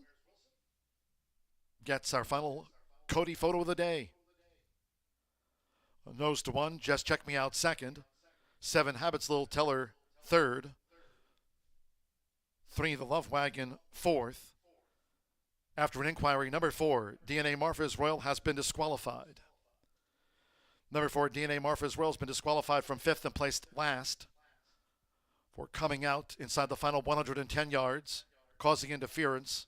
The stewards have disqualified number 4, DNA Marfa is Royal, from 4th and have placed the number 4 last.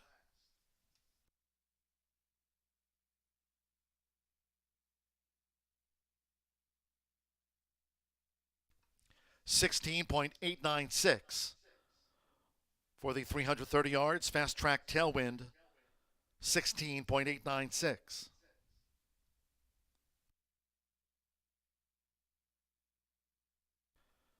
Note number 2, Our Sweet Maggie May has been promoted to 5th and gets into the quarter horse Pentafecta. There it is again for DNA Marfa's Royal, disqualified from 4th and placed last for coming out inside the final 110 yards, causing interference. Number 2, Our Sweet Maggie May has been placed 5th.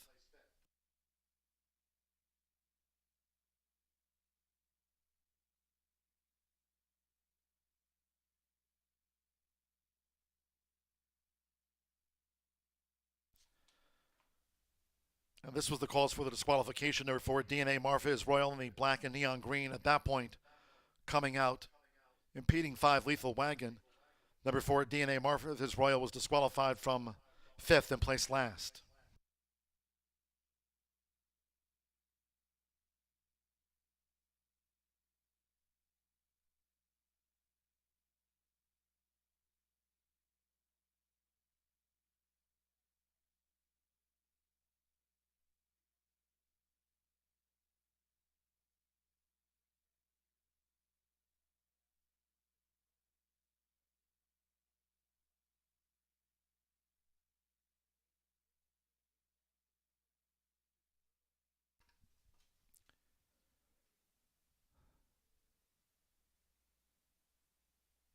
It's official.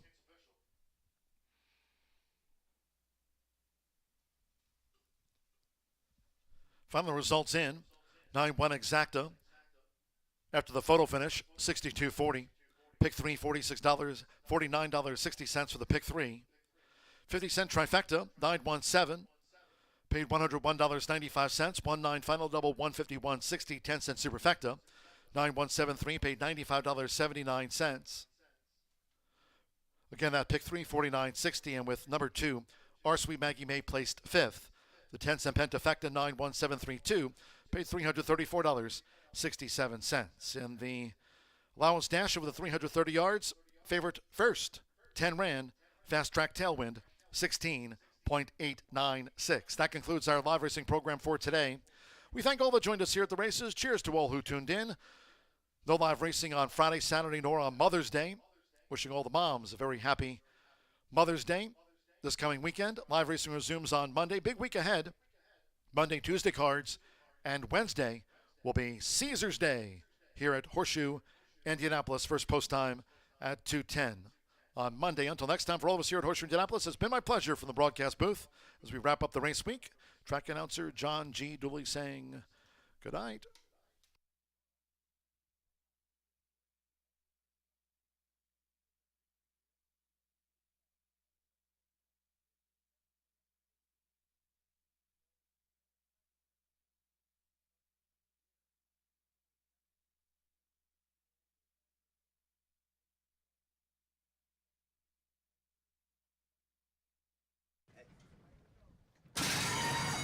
Well, for the finale, Lethal Wagon rockets away. We think tempting Sicaria toward the inside. DNA Marfa is Royal with the Love Wagon past the 220 on the outside. Here comes Where's Wilson with A.E. Just Dale. Where's Wilson finishing fast. Toward the inside is Just Check Me Out. Just Check Me Out. And Where's Wilson photo finish. Habits Little Teller. DNA Marfa is Royal. The Love Wagon along with